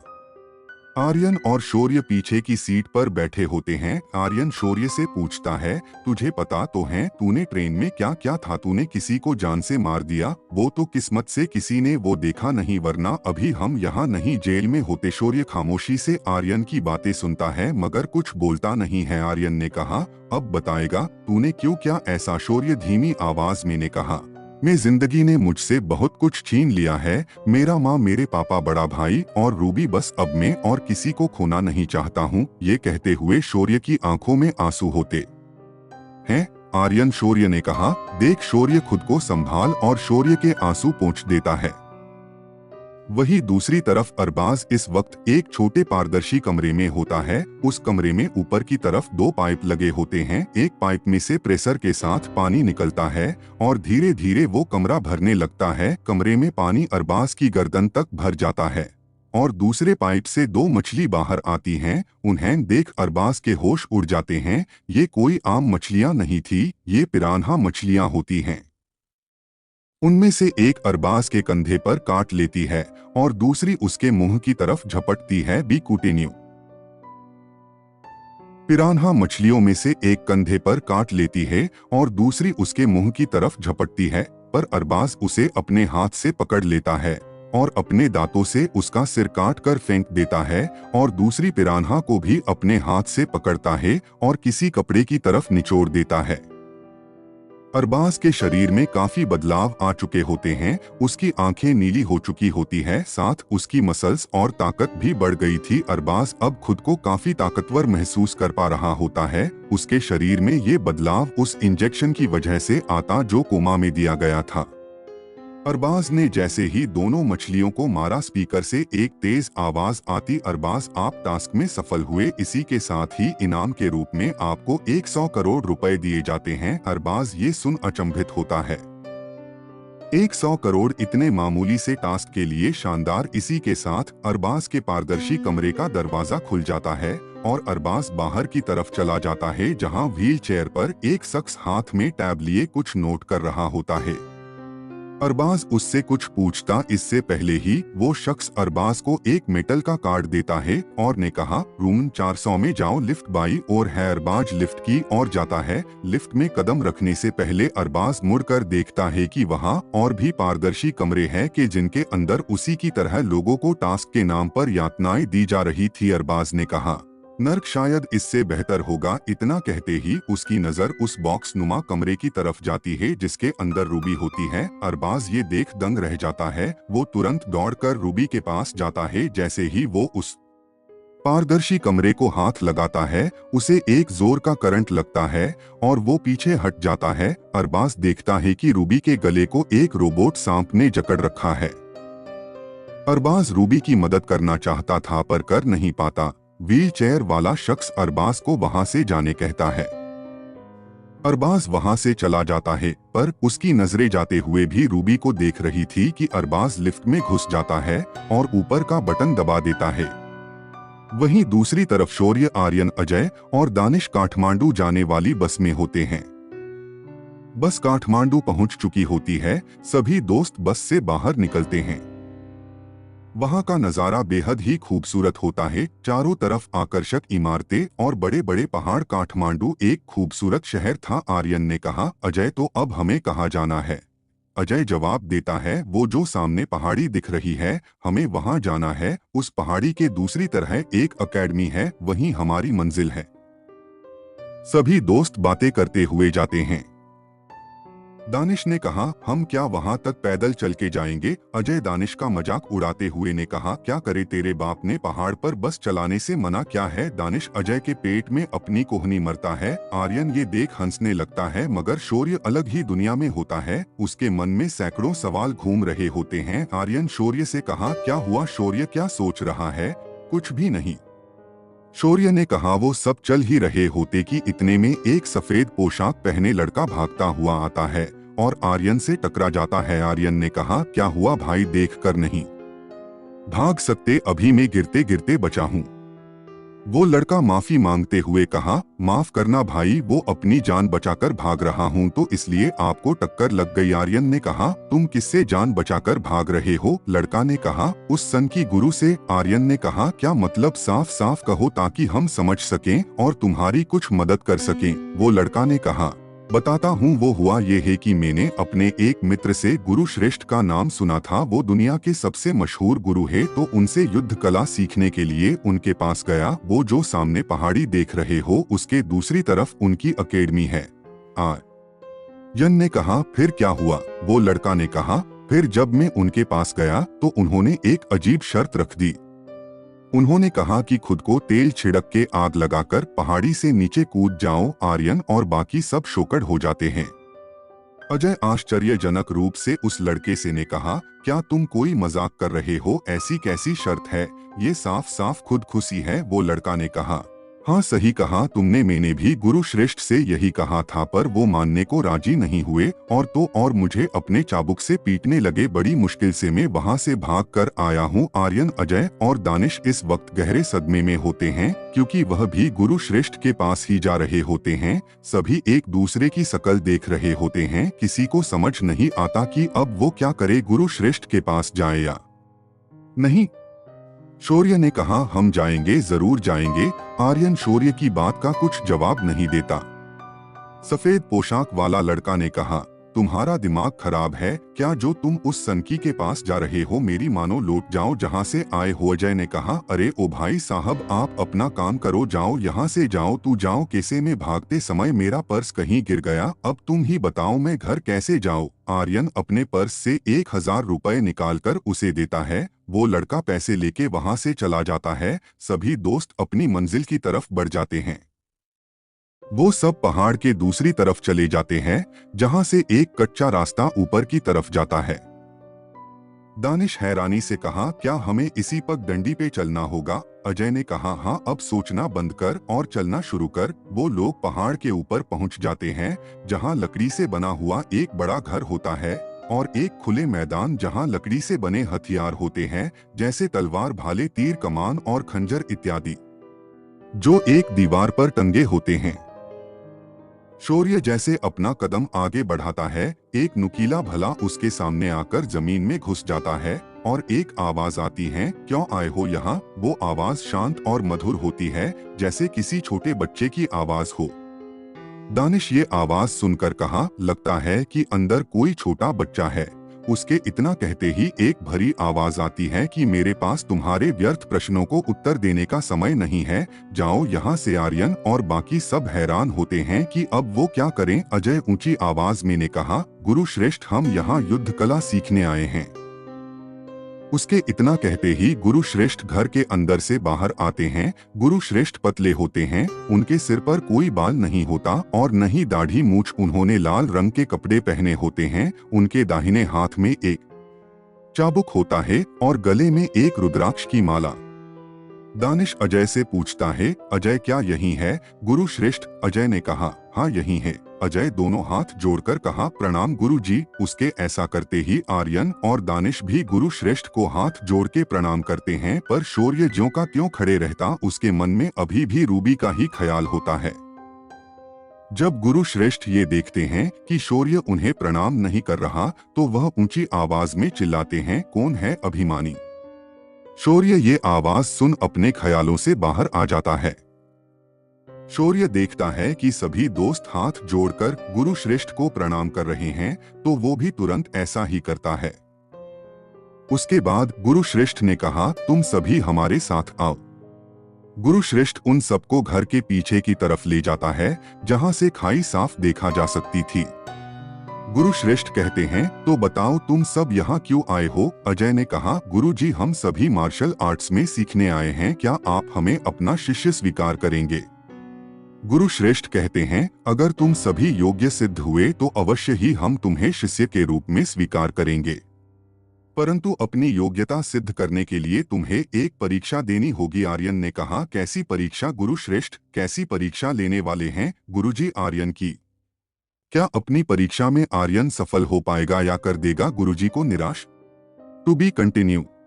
आर्यन कहता है, कैसी परीक्षा गुरु श्रेष्ठ? गुरु श्रेष्ठ कहते हैं, ये लकड़ी का डंडा देख रहे हो जो जमीन में घुसा हुआ है, और वो दूसरा डंडा जो ठीक खाई के पास, इन दोनों के बीच दूरी 100 फीट है। बस तुम्हें यहाँ से वहाँ जाना है। आर्यन मन में सोचता है, इतनी सरल परीक्षा, जरूर कुछ गड़बड़ है। गुरु श्रेष्ठ अपनी बात पूरी करते हुए कहते हैं, मगर ये दूरी तुम्हें अपने शरीर को आग लगाकर तय करनी है और खाई से छलांग लगानी है। भी दोस्त ये बात सुन सोक्ध होते हैं। दानिश के रोंगटे खड़े हो जाते हैं। अजय और आर्यन भी परेशान होते हैं। अजय हिचकिचाते हुए कहता है, गुरु जी आप ये क्या कह रहे हो? गुरु श्रेष्ठ कठोर आवाज में कहते हैं, यही कि खुद को आग लगाओ और खाई से नीचे कूद जाओ। अगर तुम इस परीक्षा में सफल हुए तो मैं तुम्हें इस संसार का सबसे श्रेष्ठ योद्धा बना दूंगा। आर्यन कहता है, गुरुजी हम भला खुद को आग कैसे लगा सकते हैं? ये तो खुदकुशी होगी। गुरु श्रेष्ठ कठोर आवाज में कहते हैं, वो सब मैं नहीं जानता, अगर परीक्षा दो या फिर वापस लौट जाओ।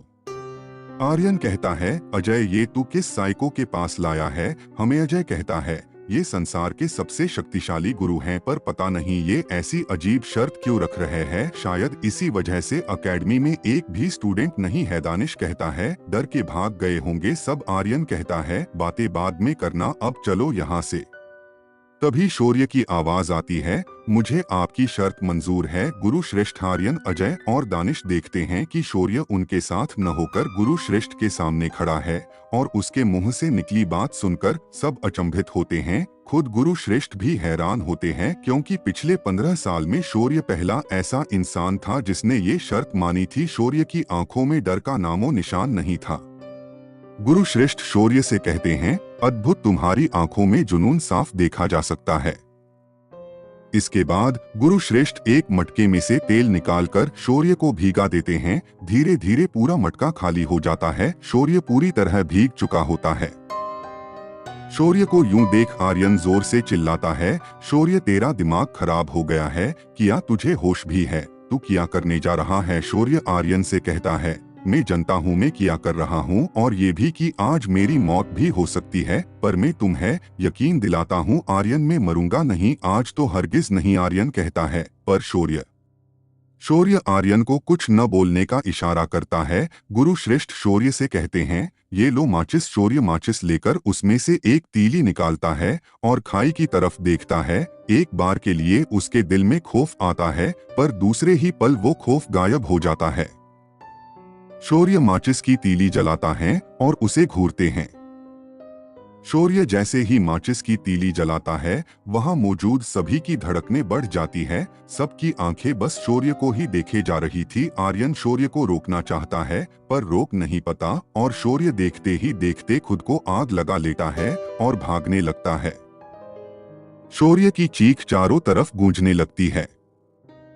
शौर्य चिल्लाता हुआ भाग रहा होता है। उसके शरीर में लगी आग धधक चुकी होती है।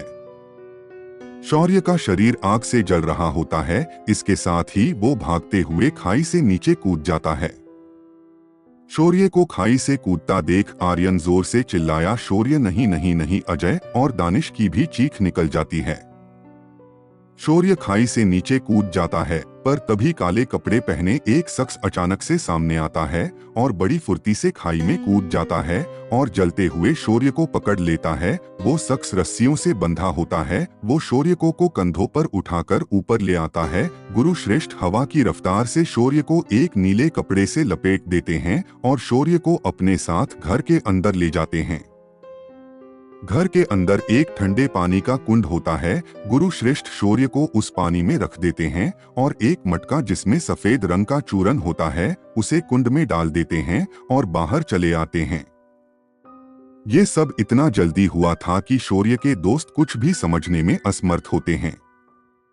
गुरु श्रेष्ठ को बाहर आता देख आर्यन कहता है, क्या हुआ शौर्य को? वो ठीक तो हैं? उसे खाई में गिरने से किसने बचाया? कहा है वो तुमने? गुरु श्रेष्ठ आर्यन को बिचमे में टोकते हुए कहते हैं, शांत हो जाओ और गहरी सांस लो। मैं तुम्हारे सभी प्रश्नों का उत्तर अवश्य दूंगा, पर अभी नहीं, थोड़ा धैर्य रखो जब तक तुम भी घर के अंदर जाओ। और हाँ, शौर्य को छूना मत, मैं एक जरूरी काम से बाहर जा रहा हूँ। अजय, दानिश और आर्यन भागकर घर के अंदर जाते हैं और ठंडे पानी के कुंड में पड़े शौर्य को देखने लगते हैं। आर्यन शौर्य के पास जाता है पर अजय उसे रोक लेता है। अजय ने कहा, शौर्य को छूना मत, गुरु श्रेष्ठ ने मना किया है। आर्यन कहता है, भाड़ में जाए तेरा गुरु श्रेष्ठ, उसी ने तो शौर्य की ये हालत की है, मैं उसे लेकर यहाँ से जा रहा हूँ। तभी एक आवाज आती है, तुम्हारा साथी सही कह रहा है, आर्यन उसको छूना मत वरना। आर्यन उसकी तरफ देखता है और कहता है, वरना क्या करोगे तुम?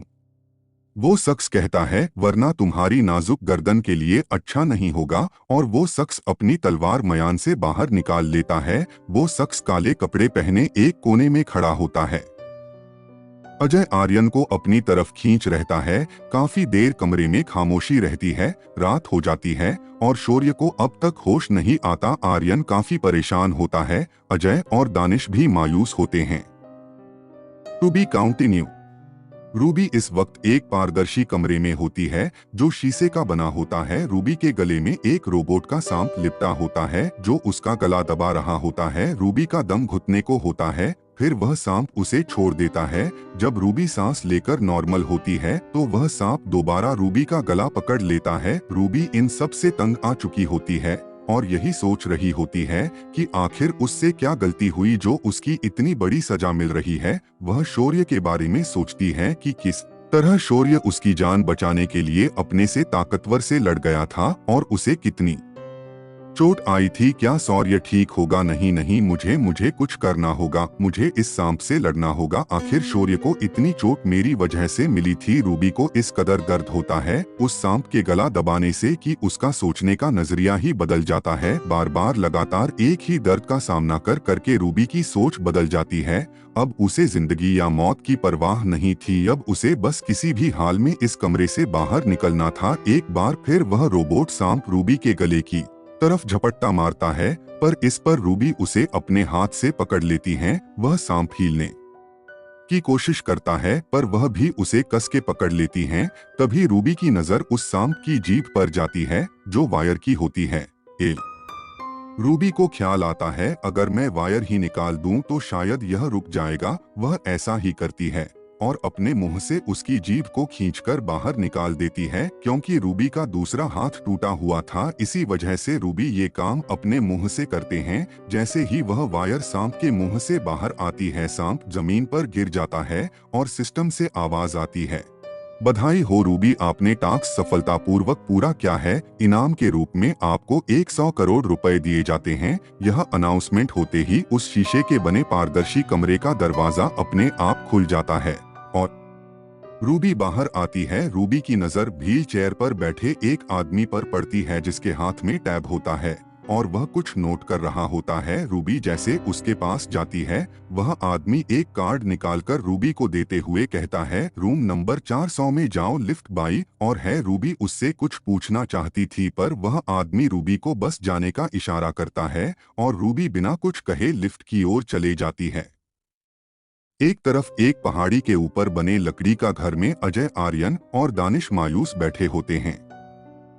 दानिश कहता है, 2 दिन हो गए और शौर्य का होश नहीं आया। शौर्य जिंदा तो है ना? आर्यन दानिश की बात सुन गुस्से में बोला, दोबारा ऐसा बोलना भी मत, शौर्य जिंदा है, वह नहीं मर सकता, वह नहीं मर सकता। आर्यन गुस्से में कहता है, शौर्य उस ठंडे पानी के कुंड में बेहोश पड़ा होता है, उसका पूरा शरीर जलने के कारण काला पड़ गया था। शाम का वक्त था। गुरु श्रेष्ठ वापस आ जाते हैं और आते ही वह शौर्य के पास जाते हैं और शौर्य को उस कुंड से बाहर निकालते हैं और एक बेड पर जाकर लेटा देते हैं। उसके बाद गुरु श्रेष्ठ वहां 3-4 मसाले जला देते हैं और कमरे से बाहर आ जाते हैं।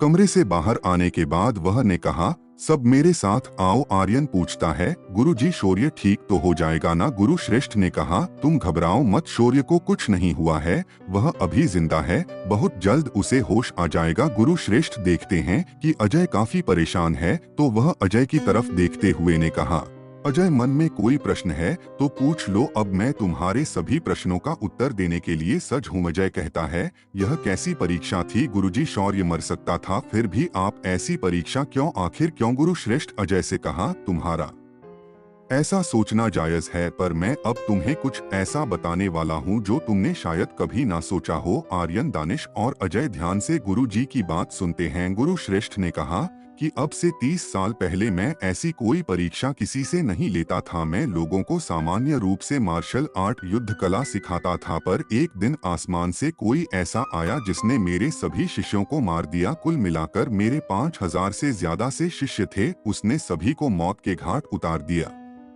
पर जब मैं उसके सामने आया तो मैंने उसको मार दिया। उसको मार के मुझे जरा भी खुशी या आनंद नहीं मिला, उल्टा मैं ही काफी सदमे में था कि उस अकेले ने मेरे 5000 शिष्य को मार दिया। जब मैं उसके सीने में अपनी तलवार घुसाई तब उसने मुझसे कुछ कहा था। आर्यन पूछता है, क्या कहा था उसने? गुरु श्रेष्ठ ने कहा, उसने कहा था कि आज मैं अकेला हूँ, पर बहुत जल्द हमारी पूरी आर्मी आएगी, तब तुम क्या करोगे? हम पृथ्वी को तबाह करके रख देंगे। उस दिन के बाद मैंने यह निर्णय लिया कि मैं अपने ही जैसे शक्तिशाली योद्धा बनाऊंगा, ताकि जब वह परग्रही दोबारा पृथ्वी पर हमला करें तब हम उनसे लड़ सके। मैंने बहुत से लोगों को यह युद्ध कला सिखाई, पर किसी में भी वह बात ही नहीं थी। पर एक दिन मुझे यह ख्याल आया कि क्यों ना उन्हें सिखाने से पहले उनका सामना सीधा मौत से कराया जाए, ताकि वह एक असामान्य योद्धा बन सके। मनुष्य अपनी मौत से डरता है और सदैव उससे दूर भागता है। इसी कारण वह अपने लक्ष्य तक नहीं पहुंच पाता और निर्बल और कमजोर बनकर रह जाता है। अजय कहता है, पर गुरुजी, ऐसी परीक्षा लेने से क्या कोई असामान्य योद्धा बन सकता है? क्योंकि उसका शरीर और मन तो फिर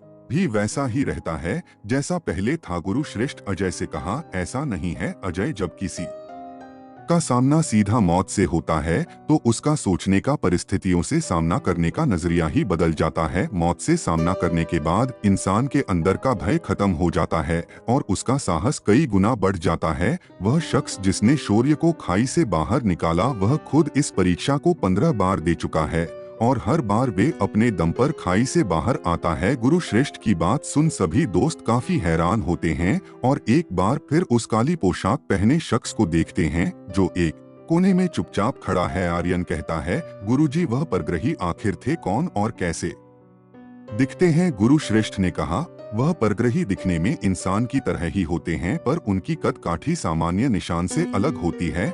जिस परग्रही से मैं लड़ा था वह 8 फीट का था और उसकी चमड़ी किसी सांप की तरह थी, जैसे कोई अजगर इंसानी रूप में आ गया हो। दानिश डरते हुए कहता है, क्या वह दोबारा आएंगे? गुरुजी, गुरु श्रेष्ठ ने कहा, अवश्य दोबारा आएंगे और बहुत ही जल्द। पर अफसोस की बात है कि इन 15 सालों में मुझे केवल एक ही शिष्य मिला और अब दूसरा। आर्यन अचंभित होता है गुरुजी की यह बात सुनकर, क्योंकि वह शौर्य की बात कर रहे होते हैं। आर्यन कहता है, यानी कि शौर्य भी असामान्य योद्धा बनने के योग्य है? गुरु श्रेष्ठ ने कहा, हाँ, और शायद वह मुझसे भी बेहतर बन जाए भी। काउंटिन्यू।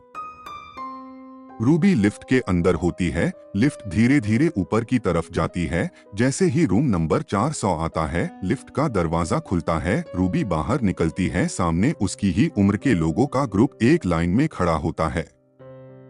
रूबी भी एक लाइन में जाकर खड़ी हो जाती है। रूबी देखती है उसके सामने वही लड़की है जो उसे यहाँ लाई थी। रूबी उसे देख गुस्से में चिल्लाती है, तुम ही तो मुझे यहाँ लाई हो ना? यह कौन सी जगह, बताओ मुझे। टीना रूबी की तरफ एक बड़ी बंदूक तानते हुए कहती है, मेरी बात ध्यान से सुनो तुम सभी लोग। मैं जानती हूँ कि तुम सबके मन में बस वही घिसे पिटे सवाल है कि मैं कौन हूँ, तुम्हें यहाँ क्यों हो, वगैरह वगैरह। एक लाइन में खड़ा एक शख्स कहता है, तो इसमें गलत क्या है? रूबी उसकी तरफ देखती है और अचंभित होती है। वह अरबाज होता है, पर अरबाज ने अभी तक रूबी को नहीं देखा था। टीना कहती है, सब चुप हो जाओ और बस मेरी बात ध्यान से सुनो। तुम्हारे सारे सवालों के जवाब में देने वाली हूँ। सवाल नंबर 1 में कौन है? इसका जवाब है, मेरा नाम टीना है और मैं यहाँ की एजेंट हूँ। सवाल नंबर 2, तुम्हें यहाँ क्यों लाया गया है? इसका जवाब है, क्योंकि हमें तुम्हारी जरूरत है। और सवाल नंबर 3, यह कौन सी जगह है? यह तुम्हें नहीं बताया जा सकता फिलहाल, अभी तो नहीं।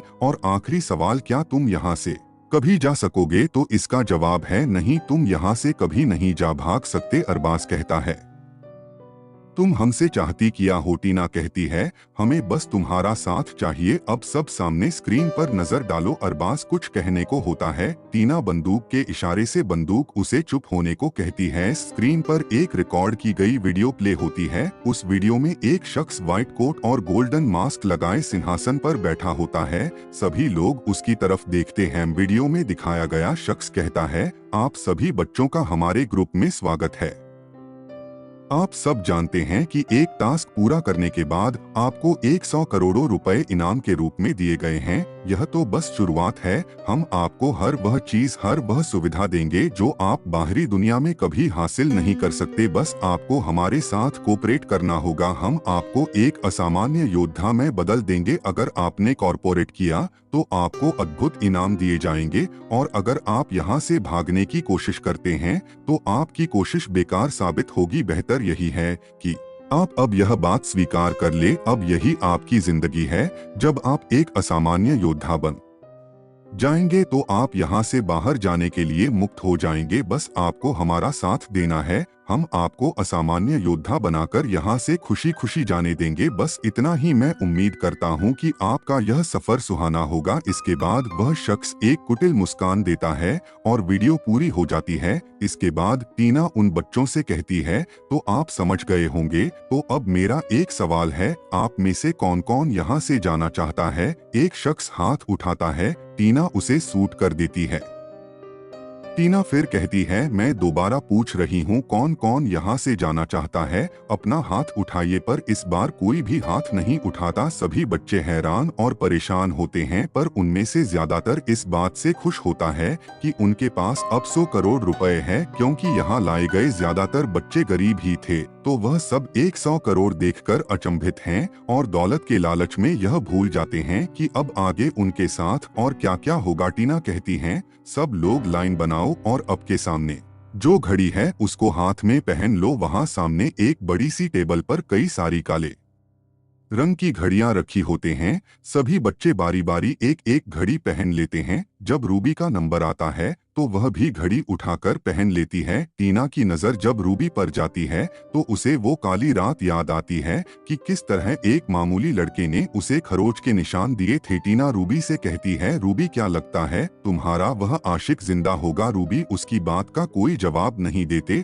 और गुस्से में अपनी मुट्ठी बंद कर लेती है। टीना कहती है, काश कि मैं एक बार और उससे मिल पाता। उसके अंदर दम था और अब तुम्हारे अंदर भी, क्योंकि जब मैं तुम्हें यहाँ लाती थी तो तुम पूरे रास्ते बस छोटे बच्चों की तरह रो ही रही थी। रूबी उसको नजरअंदाज करते हुए वहाँ से चली जाती है और बाकी बच्चों के ग्रुप में जाकर मिल जाते हैं। वह सभी बच्चे एक एक करके लिफ्ट के अंदर जा रहे होते हैं। वहाँ काफी लिफ्ट लगी होता है। हर बच्चे की घड़ी में एक नंबर दिखाते हैं जो कि रूम नंबर होता है। सब अपने अपने रूम नंबर के हिसाब से लिफ्ट में जाते हैं। रूबी जाते वक्त बस टीना को घूर रही थी और उसके मन में बस एक ही ख्याल था कि बस एक मौका मिल जाए, इसकी जान तो मैं ही लूंगी। टीना रूबी को देखकर मुस्कुराती है और उसे दफा होने का इशारा करती है। वहीं दूसरी तरफ गुरु श्रेष्ठ शौर्य के शरीर पर एक लेप लगा रहे होते हैं। वह लेप गहरे हरे रंग का होता है।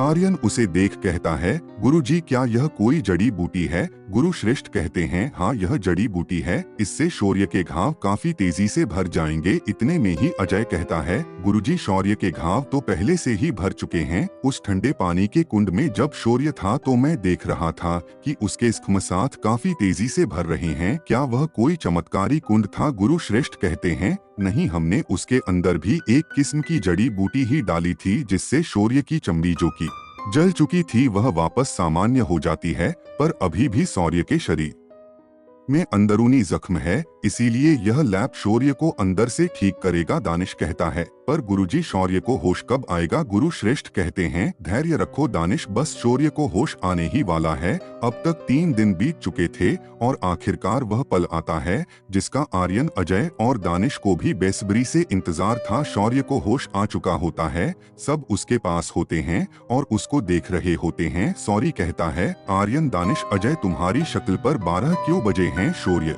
मुंह से यह बात सुनकर सभी दोस्त मुस्कुराने लगते हैं। शौर्य भी मुस्कुराता है। कहानी जारी है। रूबी के हाथ में बंधी घड़ी उसे रूम नंबर 15 में जाने को कहती है। रूबी जब रूम नंबर 15 में जाती है तो देखती है कि सामने एक एक लंबा शख्स हाथ में तलवार लिए खड़ा है। रूबी कमरे के अंदर प्रवेश करती है, साथ ही 9 और लोग उस कमरे में प्रवेश करते हैं। उस कमरे में दीवारों पर तलवार टंगी एल होती है। हाथ में तलवार लिए वह शख्स रूबी की तरफ इशारा करते हुए कहता है, स्टूडेंट तलवारबाजी सीखने के लिए तैयार हो जाओ। सभी स्टूडेंट दीवार पर टंगी तलवार निकाल ले। सभी स्टूडेंट एक एक तलवार हाथ में ले लेते हैं। वो शख्स उन सभी स्टूडेंट से कहता है, स्टूडेंट मेरा नाम जैक है और मैं तुम्हें आज से तलवारबाजी सिखाऊंगा। जैक स्टूडेंट में से एक की तरफ इशारा करते हुए कहता है, तुम मेरे सामने आओ और अपनी पूरी ताकत लगाकर मुझ पर तलवार से वार करो। वह लड़का थोड़ा हिचकिचाता है, फिर जब जैक उसे चिल्लाता है कि वार करो, तब वह अपनी पूरी ताकत लगाकर तलवार से जैक के ऊपर एक वार करता है। जैक अपनी तलवार से उसकी तलवार पर वार करता है और उसकी तलवार 2 टुकड़ों में टूट जाती है। जैक का हमला काफी तेज और घातक था। सभी स्टूडेंट यह देश हैरान होता है कि किस तरह जैक ने बड़ी ही फुर्ती से उस स्टूडेंट की तलवार के 2 टुकड़े कर दिए। वह स्टूडेंट भी भौचक्का रह जाता है। फिर जैक कहता है, क्यों स्टूडेंट, यह मूव कूल है ना? क्या तुम सब यह सीखना चाहते हो? सिर्फ रूबी ही अपना सर हाँ में हिलती है, बाकी सब खामोश खड़े रहते हैं। इसके बाद जैक रूबी से कहता है, अब तुम्हारी बारी है, दिखाओ तुम्हारे अंदर कितनी ताकत है। रूबी अपनी तलवार उठाती है और जैक के ऊपर एक जोरदार वार करती है, पर जैक रूबी की तलवार को भी तोड़ देता है। रूबी जैक से कहती है, सर आप यह कैसे करते हो? मुझे भी सीखना है। जैक रूबी की उत्सुकता देखते हुए कहता है, मैं यही करने तो यहाँ आया हूँ। फिर जैक बारी बारी उन सभी स्टूडेंट से भी अपने ऊपर तलवार से वार करने को कहता है और सभी की तलवार तोड़ देता है। उसके बाद सभी स्टूडेंट से दूसरी तलवार लेने को कहता है और सामने रखी एक मूर्ति जो कि पत्थर की होती है, सभी स्टूडेंट से उस पर तलवारबाजी की प्रैक्टिस करने को कहता है। उस कमरे में 10 मूर्तियां होती हैं। सभी स्टूडेंट उन पर अपनी तलवारबाजी की प्रैक्टिस करते हैं। रूबी तलवार से पत्थर की मूर्ति पर लगातार वार करती रहती है और जैक तलवार पकड़ने का तरीका और उनके खड़े रहने का तरीका इन सब के बारे में बताता है। जैक रूबी के पास जाता है और कहता है, रूबी कमर सीधी करो, हाथों को ऊपर की तरफ उठाओ और एक पैर पीछे की तरफ, और टारगेट को पहले ध्यान से देखो और फिर एक गहरी सांस लो, फिर इस पर अटैक करो। रूबी ऐसा ही करती है और एक गहरी सांस लेती है और ध्यान लगाती है। इसके बाद रूबी एक जोरदार वार उस पत्थर की मूर्ति पर करती है। उस मूर्ति का एक हाथ कट कर जमीन पर गिर जाता है। जैक कहता है, शाबाश रूबी, तुमने कर दिखाया। वह सभी स्टूडेंट भी ऐसा ही करते हैं, पर कोई भी उस मूर्ति को अपनी तलवार से नहीं काट पाता। वहीं दूसरी तरफ अरबाज अलग क्लास में होता है। उस क्लास में एक बूढ़ा शख्स होता है। वह वहाँ मौजूद सभी स्टूडेंट से कहता है, मैं तुम्हारा hand to hand combat teacher हूँ। मैं तुम्हें हाथों से डिफेंस और अटैक करना सिखाऊंगा। वह सभी स्टूडेंट को हाथों से लड़ना सिखाता है, पर उसका सिखाने का तरीका कुछ अलग होता है, जिसे देख सभी स्टूडेंट दंग रह जाते हैं। उनकी आंखें फटी की फटी रह जाती है। एक पंचिंग बैग होता है जो कि आग से जल रहा होता है और वह उसी पर मुक्केबाजी की प्रैक्टिस करता है और सभी स्टूडेंट से ऐसा करने को कहता है। बारी बारी सभी स्टूडेंट ऐसा करते हैं और सब अपने हाथ जला बैठते हैं, पर अरबाज औरों के मुकाबले देर तक उस पर मुक्के मारता है और उसे कुछ ज्यादा दर्द भी नहीं होता। यह सब सिर्फ और सिर्फ उस वायरस की वजह से था जो कि उसके शरीर में यहाँ लाने के बाद डाला गया था। ये एक ऐसा वायरस होता है जो इंसान के शरीर में जाकर उसका डर खत्म करता है और उसकी ताकत को कई गुना बढ़ा देता है। पर यह वायरस सभी को नहीं दिया जाता है, क्योंकि इसके शरीर में प्रवेश करने से मौत का खतरा रहता है, या यूं कहें कि 10 में से 9 लोग ये वायरस लेने के बाद मर जाते हैं। इसी कारण यह वायरस सिर्फ उन स्टूडेंट को देते हैं जो कि या तो काफी बीमार होते हैं या फिर अनकॉन्शियस। ठीक इसी प्रकार वहाँ मौजूद हर क्लास में इसी तरह से लोगों को लड़ना सिखाया जाता है। लड़ने के तरीके काफी असामान्य होते हैं, पर वहाँ के ज्यादातर स्टूडेंट के लिए यह सब सामान्य बात थी, क्योंकि वह पहले से ही मौत से लड़कर आए थे। हर साल यह सीक्रेट ऑर्गेनाइजेशन 1000 से भी ज्यादा स्टूडेंट को दुनिया भर से किडनैप करके यहाँ लाती है पर उनमें से मुट्ठी भर ही यहाँ सरवाइव कर पाते हैं। रूबी और उस कमरे में मौजूद बाकी सारे स्टूडेंट शाम तक तलवारबाजी की प्रैक्टिस करते हैं। जैसे ही रात होने को आती है, सभी की घड़ी में एक मैसेज आता है, रूम नंबर 13। रूबी जैसे ही यह देखती है तो वह जैक को अलविदा कहती है और वहां से रूम नंबर 13 के लिए निकल जाती है। उन सभी स्टूडेंट की घड़ी में एक मैप भी होता है जो उन्हें वहां कहां कौन सा कमरा है उसकी लोकेशन बताता है। रूम नंबर 13 में आ गई थी। रूबी आगे बढ़ती है तो वहां एक लेडी टीचर होती है जो कि बेहद ही खूबसूरत होती है। उसके बाल चमकीले और लाल रंग के होते हैं, पर उस कमरे का नजारा देखने लायक होता है। उस कमरे में एक बड़ी टेबल होती है जिस पर दुनिया भर के खाने के व्यंजन मौजूद होते हैं। भुना हुआ ऊंट और चिकन, ये सब देख किसी के भी मुंह में पानी आ जाए।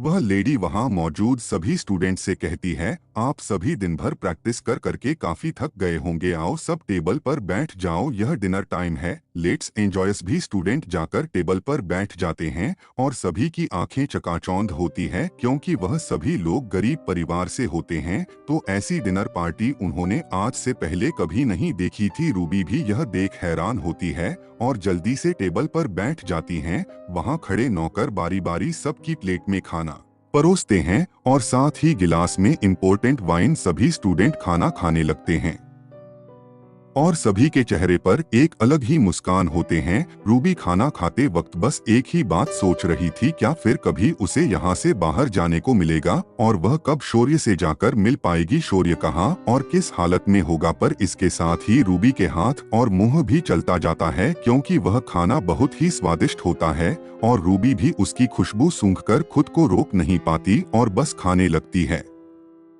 आर्यन, दानिश, अजय और शौर्य गुरु श्रेष्ठ के साथ डिनर करने एक चटाई पर बैठे होते हैं।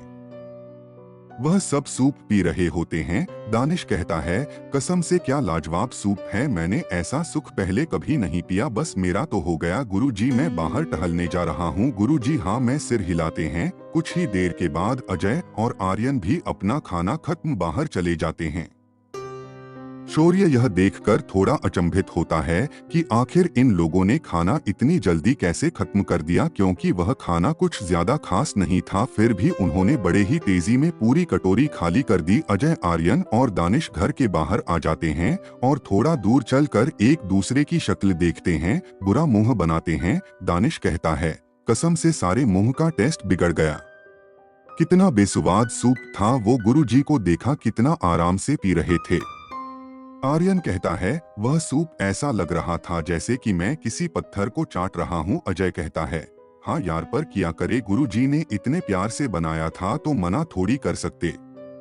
यार तुम्हें एक बात नोट की, शौर्य उसको बड़े हैं आराम से पी रहा था जिससे उसे कोई फर्क नहीं पड़ता। थोड़ी देर के बाद शौर्य वहां आ जाता है। शौर्य कहता है, तुम सब यहाँ क्या कर रहे हो, क्या तुम्हें खाना इतना अच्छा लगा कि तुमने एक ही झटके में पूरी प्याली खत्म कर दी।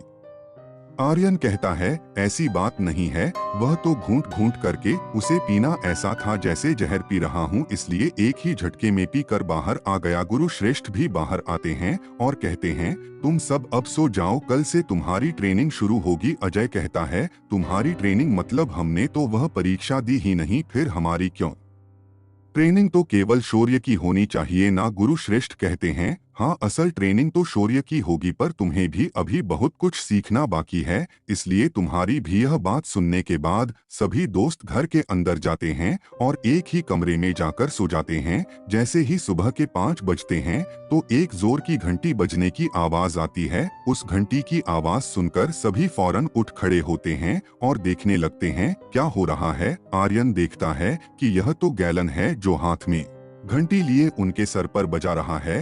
गैलन कहता है, good morning my dear friends, गुरु श्रेष्ठ ने तुम्हें याद किया। आर्यन कहता है, तुम तो वही हो ना जो हमेशा एक मूर्ति की तरह कोने में चुपचाप खड़े रहते हो, क्या नाम है तुम्हारा? दानिश कहता है, अरे भूल गया क्या, गुरु श्रेष्ठ ने बताया तो था, इसका नाम गैलन है। गैलन दोबारा घंटी बजाता है और कहता है, शायद तुमने मेरी बात नहीं सुनी, गुरु श्रेष्ठ ने तुम्हें याद किया, सब मेरे पीछे आओ। आर्यन, शौर्य, अजय और दानिश गैलेन के पीछे पीछे गुरु श्रेष्ठ के पास चले जाते हैं। गुरु श्रेष्ठ कहते हैं, शौर्य तुम मेरे साथ चलो, तुम्हारी ट्रेनिंग आज से शुरू है। और गैलन तुम जब तक आर्यन, अजय और दानिश को कुछ बेसिक मार्शल आर्ट्स सिखाओ, उसके बाद गुरु श्रेष्ठ शौर्य को लेकर अपने साथ पहाड़ी से नीचे उतर जाते हैं। पहाड़ी से नीचे उतरते वक्त गुरु श्रेष्ठ एक बड़े पत्थर को देखते हैं और उसे सरकाने लगते हैं।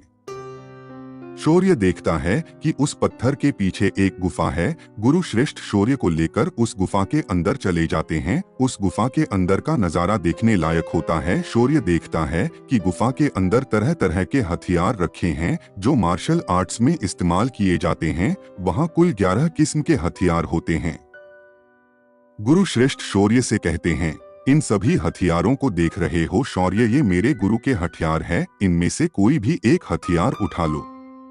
शौर्य वहां रखा एक खंजर उठाता है। गुरु श्रेष्ठ सूर्य से कहते हैं, शौर्य तुम अपनी पूरी ताकत लगाकर इसे मेरी तरफ फेंको। शौर्य कहता है, पर इससे तो आपको। गुरु श्रेष्ठ शौर्य को बीच में टोकते हैं, जैसा मैंने कहा वैसा करो। शौर्य ऐसा ही करता है और उस खंजर को तेजी से गुरु श्रेष्ठ के ऊपर फेंक देता है। गुरु श्रेष्ठ अपनी तलवार से उसे रोक देते हैं। गुरु श्रेष्ठ कहते हैं, अब बारी बारी बाकी खंजर भी मेरे ऊपर फेंको। मगर तेजी से शौर्य ऐसा ही करता है। वह बारी बारी सारे खंजर गुरुजी के ऊपर फेंक देता है और गुरुजी अपनी तलवार से सभी खंजर के वार को खुद तक पहुंचने से रोक देते हैं। फिर गुरु श्रेष्ठ शौर्य से कहते हैं, अब अदलाबदली करते हैं। शौर्य कहता है, जैसा आप कहें गुरुजी। गुरु श्रेष्ठ लकड़ी के खंजर का उठाते हैं और शौर्य की तरफ फेंकते हैं। शौर्य हाथ में तलवार लिए उस खंजर को देखता है। इतने में ही वह खंजर आकर सीधा उसके कंधे पर टकराता है। क्योंकि यह खंजर लकड़ी का था इसलिए शौर्य को इससे ज्यादा चोट नहीं आती। गुरु श्रेष्ठ कहते हैं, ध्यान लगाओ शौर्य, खंजर को देखो। गुरु श्रेष्ठ एक और खंजर शौर्य की तरफ फेंकते हैं। यह खंजर भी शौर्य के कंधे से टकराता है। गुरु श्रेष्ठ जानबूझकर शौर्य के कंधे पर निशाना लगाते हैं ताकि उसे ज्यादा चोट ना आए। गुरु श्रेष्ठ कहते हैं, शौर्य ध्यान लगाओ। फिर एक और खंजर फेंक देते हैं। यह खंजर भी शौर्य के कंधे पर लगता है। गुरु श्रेष्ठ एक के बाद एक 20 खंजर फेंकते हैं। शौर्य एक भी खंजर को तलवार से नहीं रोक पाता। गुरु श्रेष्ठ फिर कहते हैं, शौर्य ध्यान लगाओ। यूं समझो कि ये खंजर तुम्हारा दुश्मन है और दुश्मन के साथ क्या किया जाता है यह तुम्हें भली भांति पता है। इसके बाद गुरु श्रेष्ठ एक और खंजर शौर्य की तरफ फेंकते हैं। शौर्य इस बार खंजर को अच्छे से देख लेता है। वह खंजर की रफ्तार को महसूस कर पाता है और अपनी तलवार से खंजर पर वार कर देता है। गुरु श्रेष्ठ कहते हैं, शाबाश शौर्य, तुमने कर दिखाया। हम यह प्रैक्टिस तब तक करेंगे जब तक तुम्हारा निशाना अचूक ना हो जाए। उसके बाद गुरु श्रेष्ठ फिर से खंजर फेंकना जारी रखते हैं। इस बार शौर्य 20 में से 4 खंजर को तलवार से काटने में सफल रहता है। ऐसे करते करते उसकी गिनती 11 पर आकर रुक जाती है। गुरु श्रेष्ठ कहते हैं, शौर्य तुम्हें अंदाजा है हमें कितना समय हो गया है? शौर्य कहता है, मेरा ख्याल है कि रात हो गई है। गुरु श्रेष्ठ कहते हैं, शौर्य हमें 10 दिन हो चुके हैं। शौर्य अचंभित होता है। शौर्य गुरु श्रेष्ठ से कहता है, पर यह कैसे मुमकिन है? मुझे तो भूख भी नहीं लगी, भला मैं 10 दिन तक कैसे भूखा रह सकता हूँ? गुरु श्रेष्ठ कहते हैं, याद करो शौर्य, तुमने आखिरी बार क्या खाया था? वह सूप, वह कोई आम सूप नहीं था, वह जड़ी बूटी वाला सूप था। शौर्य अचंभित था। गुरु श्रेष्ठ ने कहा, अपने आप को ध्यान से देखो, तुम कमजोर दिख रहे हो। शौर्य जब अपने ऊपर नजर मारता है तो वह महसूस करता है कि उसकी हड्डियां नजर आ रही है। शौर्य अचंभित होता है। गुरु श्रेष्ठ कहते हैं, तुमने पहला पड़ाव पार कर लिया है, अब हमें घर चलना चाहिए। घर चलकर तुम्हें आराम करना चाहिए और फिर हम एक नए पड़ाव के लिए मिलेंगे। कहानी जारी है। दानिश कहता है, हे भगवान, ये तो आज जान ले लेगा। आर्यन, अजय और दानिश एक साथ पुशअप मार रहे होते हैं, या यूं कहे कि गेलेन उनसे जबरदस्ती पुशअप लगवा रहा था। जैसे ही कोई पुशअप मारना बंद करता, गेलेन अपने चाबुक से उसके पीठ पर जोर से मारता। हालांकि वो अपनी पूरी ताकत से नहीं मार रहा था, पर आर्यन, अजय और दानिश के लिए ये काफी दर्दनाक वार था। अजय ने कहा, कहाँ फंस गए भाई, माफ कर दे, दोबारा तुझे मूर्ति नहीं बोलूंगा। आर्यन कहता है, अरे भाई, हम इंसान हैं, कोई कुत्ते नहीं जो तू मारे जा रहा है, थोड़ा तो रहम कर।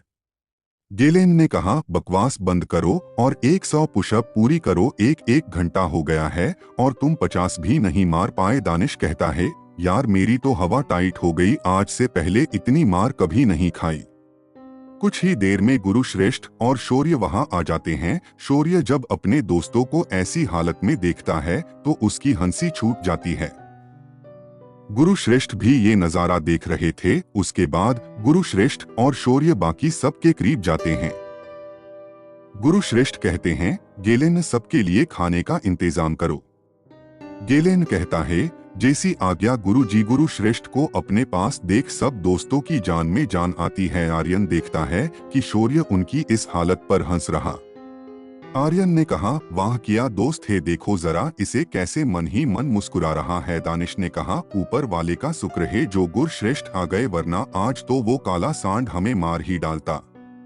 अजय ने कहा, बात तेरी सही है। आर्यन, अजय और दानिश खड़े हो जाते हैं और गुरुश्रेष्ठ और शौर्य के साथ घर के अंदर जाते हैं। घर के अंदर दस्तरखान पर लजीज खाना रखा होता है, जिनमें मुर्गा रोटी, चावल और वही सूप रखा होता है जिसे पीने के बाद सबकी भूख मर जाती है। दानिश कहता है, कितनी अजीब बात है, मैंने 10 दिन से कुछ नहीं खाया और अब भी मुझ भूख नहीं लग रही।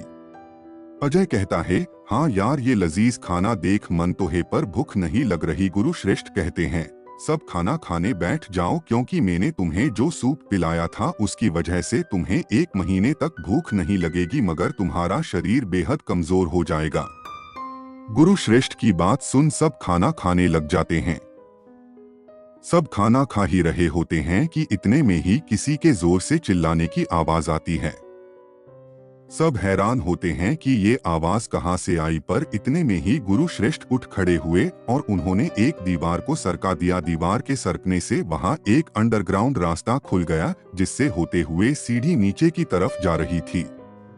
गुरुश्रेष्ठ फौरन नीचे की तरफ जाते हैं। शौर्य और बाकी सब भी गुरुश्रेष्ठ के पीछे जाते हैं। नीचे जाने के बाद सब देखते हैं कि एक लड़का बेड पर बैठा हुआ है और उसके पूरे शरीर पर पट्टी बंधी है।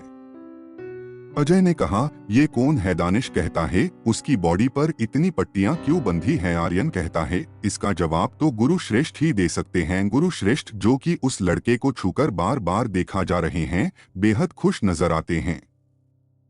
गुरुश्रेष्ठ उस लड़के से कहते हैं, आखिर तुम्हें होश आ ही गया। वो लड़का ने कहा, पापा कितना वक्त हो गया उस दिन को। गुरुश्रेष्ठ कहते हैं, पूरे 4 साल 3 महीने और 10 दिन। कमरे में मौजूद शौर्य और उसके दोस्त अचंभित होते हैं। उन्हें कुछ भी समझ नहीं आ रहा था कि आखिर ये लकड़ा कौन है और वो किस बारे में बात कर रहा है। शौर्य कहता है, ये कौन है? गुरुश्रेष्ठ, और इसके साथ किया हुआ था। गुरुश्रेष्ठ कहते हैं, ये मेरा बेटा है आशीष। अब से 4 साल पहले ये गेलेन को गंभीर हालत में रेलवे स्टेशन के पास बेहोश पड़ा मिला था। इसके पूरे शरीर पर गहरे जख्मों के निशान थे। इसकी वैसी हालत क्यों और किसने की थी, ये राज तो मैं भी आज तक नहीं जान पाया। गुरुश्रेष्ठ आशीष के चेहरे को अपने हाथों बार बार छू रहे थे। गुरुश्रेष्ठ कहते हैं, आशीष बेटा, किया तुम्हें याद है कि उस दिन तुम्हारे साथ किया हुआ था? आशीष हाँ में सिर हिलाता है। गुरुश्रेष्ठ कहते हैं, तो जल्दी बताओ कि किसने और क्यों तुम्हारे साथ ऐसा किया था? आशीष कहता है, उस दिन मैं सानिया को छोड़ने रेलवे स्टेशन गया था। रात का वक्त था और स्टेशन एकदम सुनसान था। तभी मैंने वहां किसी के चीखने की आवाज सुनी। आवाज के पास जाते ही मैंने देखा कि एक महिला जिसने काले और टाइट कपड़े पहने हैं, वो एक छोटी बच्ची जो करीब 10 साल की होगी, उसे बालों से पकड़कर अपने साथ ले जा रही थी। जब मैंने उसे रोकने की कोशिश की तो उसने मुझे लड़ने की चुनौती दी। उस लड़की को बचाने के लिए मैंने उससे लड़ाई की। गुरुश्रेष्ठ कहते हैं, फिर किया हुआ? आशीष कहता है, पहले तो मुझे लगा कि ये कोई आम किडनैपर जो बच्चों को अगवा करती है, लेकिन तभी उसने सारे गामा निकाल लिया। गुरुश्रेष्ठ आश्चर्य से कहते हैं, सारे गामा? आशीष ने कहा, पिताजी, वो महिला सारे गामा को एक प्रोफेशनल योद्धा की तरह इस्तेमाल कर रही थी। उसने उसी हथियार से मुझे इतने घाव दिए थे, उसने लगभग मुझे मार ही दिया था। वो मेरी किस्मत अच्छी थी कि उसे किसी का फोन आया और वो उस छोटी लड़की को वहां से लेकर चली गई। दानिश कहता है, ये सारे गामा किया होता? गुरुश्रेष्ठ कहते हैं, सारे गामा एक खतरनाक हथियार है। ये पीछे से एक जंजीर होती है और आगे एक खंजर। इसका हमला बेहद घातक होता है। आर्यन कहता है, क्या तुम उस लड़की को पहचान सकते हो? आशीष ने कहा, हाँ मैं उसे अच्छे से पहचानता हूँ और मैं उसका नाम जानता हूँ। लड़ाई के समय उसने खुद कई बार मुझे अपन नाम बताया था। शौर्य कहता है, क्या नाम है उसका? आशीष ने कहा, उसका नाम टीना था। गुरु श्रेष्ठ टीना का नाम सुन अचंभित होते हैं। कहानी जारी है। गुरु श्रेष्ठ टीना का नाम सुन हैरान होते हैं और कुछ सोचने लग जाते हैं। गुरु श्रेष्ठ कहते हैं, शायद मैं जानता हूं यह टीना कौन है। आर्यन ने कहा, कौन गुरुजी? गुरु श्रेष्ठ कहते हैं, टीना एक सीक्रेट ऑर्गेनाइजेशन की एक एजेंट है जिनका काम लोगों का अपहरण कर उन्हें असामान्य योद्धा बनाना है। ये गुट 150 साल से सक्रिय है। गुरु श्रेष्ठ की बात सुनकर सभी हैरान होते हैं, खासकर कि शौर्य, आर्यन, दानिश और अजय घुरकर शौर्य की तरफ देखते हैं। शौर्य गुरु श्रेष्ठ की बात बड़े ही ध्यान से सुन रहा था, पर जब उसकी नजर अपने दोस्तों की तरफ जाते हैं तो वह देखता है कि उसके दोस्त उसको घूर रहे हैं। शौर्य ने कहा, दोस्तों ऐसे मत देखो, मुझे पता है कि अभी मैं उसका मुकाबला करने के लिए तैयार नहीं हूँ और अब मैं पहले की तरह परेशान नहीं हूँ। शौर्य ऐसा इसलिए कहता है क्योंकि जब से रूबी किडनैप हुई थी शौर्य बेहद परेशान और उदास रहने लगा था, इसलिए वो अपने दोस्तों से ये बात कहता है। गुरु श्रेष्ठ कहते हैं, मुकाबला? ये तुम किस मुकाबले की बात कर रहे हो? शौर्य ने कहा, कुछ नहीं गुरुजी, वो तो मैं ऐसे ही कह रहा था। अच्छा, मैं 2 मिनट में आया। शौर्य वहां से उठ बाहर चला जाता है। गुरु श्रेष्ठ कहते हैं, शौर्य यहाँ से उठकर यूं अचानक चले गया, इसका मतलब कुछ तो बात है जो वो मुझे बताना नहीं चाहता। आर्यन ने कहा, गुरुजी मैं बताता हूँ आपको कि शौर्य क्या छुपा रहा है। फिर आर्यन गुरुजी को सारी बात बता देता है कि कैसे टीना शौर्य के सामने रूबी को अपने साथ ले गई और शौर्य की कैसी हालत हो गई थी। गुरु श्रेष्ठ कहते हैं, इसका मतलब शौर्य किसी भी हाल में रूबी को बचाना चाहता है। अजय कुछ सोच रहा होता है, उसे यूं गुमसुम देख दानिश हैरान होता है। दानिश ने कहा, अजय क्या सोच रहा? अजय ने कहा, शौर्य का एक्सप्रेशन देखा तुमने, जैसे उसे अब इस बात से कोई फर्क ही नहीं पड़ता। आर्यन ने कहा, दानिश तुझे याद नहीं किया कि यहाँ आने से पहले शौर्य की कैसी हालत थी? वो एक शब्द भी नहीं बोल रहा था, पूरे सफर में वो खामोश बैठा था। दानिश ने कहा, हाँ तुम सही कह रहे हो आर्यन, शौर्य के अंदर बदलाव आया है, पर कैसे? गुरु श्रेष्ठ कहते हैं, शायद तुम सब भूल गए हो कि कैसे शौर्य मौत के मुंह से वापस आया है और इसी वजह से उसके अंदर ये बदलाव आए हैं। आशीष ने कहा, पिताजी शौर्य मौत के मुंह से वापस आया है, इसका क्या मतलब है? गुरु श्रेष्ठ कहते हैं, आशीष शौर्य ने अग्नि परीक्षा दी थी और वह उसमें सफल भी हुआ है। आशीष अचंभित होते हुए ने कहा, क्या सच में? गुरु श्रेष्ठ कहते हैं, आशीष हम सब खाना खा रहे थे, आओ तुम भी चलो। उसके बाद सब लोग वापस खाना खाने बैठ जाते हैं, मगर शौर्य वहां नहीं आता। कुछ देर हो जाने के बाद आर्यन शौर्य को देखने बाहर चला जाता है। बाहर जाने पर आर्यन को शौर्य कहीं नहीं दिखाई देता, तो आर्यन पहाड़ी से नीचे उतरता है, ये सोचकर कि शायद शौर्य नीचे गया हो। थोड़ी नीचे जाने के बाद आर्यन को किसी के जोर जोर चिल्लाने की आवाज आती है। आर्यन देखता है कि उसके दाहिनी तरफ एक गुफा है। आर्यन उस गुफा के अंदर चला जाता है। गुफा के अंदर जाने के बाद आर्यन हैरान रह जाता है। उस गुफा के अंदर शौर्य होता है, जो बार बार रूबी का नाम जोर जोर से लेता है, साथ एक पत्थर पर मुक्के मार रहा होता है। उसके हाथों से खून बह रहा था। यह देख चिल्लाकर आर्यन कहता है, शौर्य ये तुम क्या कर रहे हो? संभालो खुद को। आर्यन भागकर शौर्य के पास जाता है और उसके हाथ पकड़ लेता है। आर्यन देखता है कि शौर्य रो रहा है। आर्यन शौर्य के आंसू पोंछ देता है, साथ ही वो शौर्य के हाथों से खून भी साफ कर देता। आर्यन ने कहा, मैं जानता हूँ कि तुझे हर पल बस रूबी की याद आती है, पर अगर तू खुद को संभालेगा नहीं तो पागल हो जाएगा। फिर कैसे वापस लाएगा तू रूबी को? शौर्य ने कहा, मैं क्या करूँ यार, कितनी भी कोशिश करूँ पर नहीं होता। हर पल बस यही ख्याल रहता है कि रूबी कैसी होगी। आर्यन ने कहा, देख अभी बस तू अपनी प्रैक्टिस पर ध्यान दे, तेरा सारा फोकस बस योद्धा बनने में होना चाहिए। कुछ देर इसी तरह बात करने के बाद आर्यन शौर्य को लेकर वापस घर में आ जाता है। अगले दिन गुरु श्रेष्ठ शौर्य को लेकर जा ही रहे होते हैं कि पीछे से आवाज आती है। आशीष ने कहा, रुकिए पिताजी, मैं भी आ रहा हूँ। गुरु श्रेष्ठ कहते हैं, कल ही तुम्हें होश आया है और आज तुम प्रैक्टिस के लिए तैयार हो। आशीष ने कहा, आप ही का बेटा हूं, कुछ तो अलग होगा न मेरे अंदर। गुरुश्रेष्ठ शौर्य और आशीष ट्रेनिंग के लिए निकल जाते हैं। गुरुश्रेष्ठ बताते हैं कि आज वो जंगल में जा रहे हैं। ये सुन आशीष उत्सुक होता है, पर शौर्य उसे तो मानो कोई फर्क ही नहीं पड़ता। वही दूसरी तरफ रूबी रूम नंबर 400 में एक बार फिर मौजूद थी।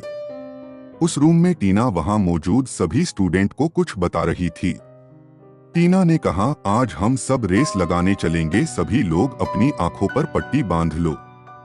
उस रूम में एक आदमी सभी स्टूडेंट को एक काली पट्टी देता है और सारे स्टूडेंट पट्टी बांध लेते हैं। टीना ने कहा, सभी एक दूसरे का हाथ पकड़ लो और सामने की तरफ चलाना शुरू करो।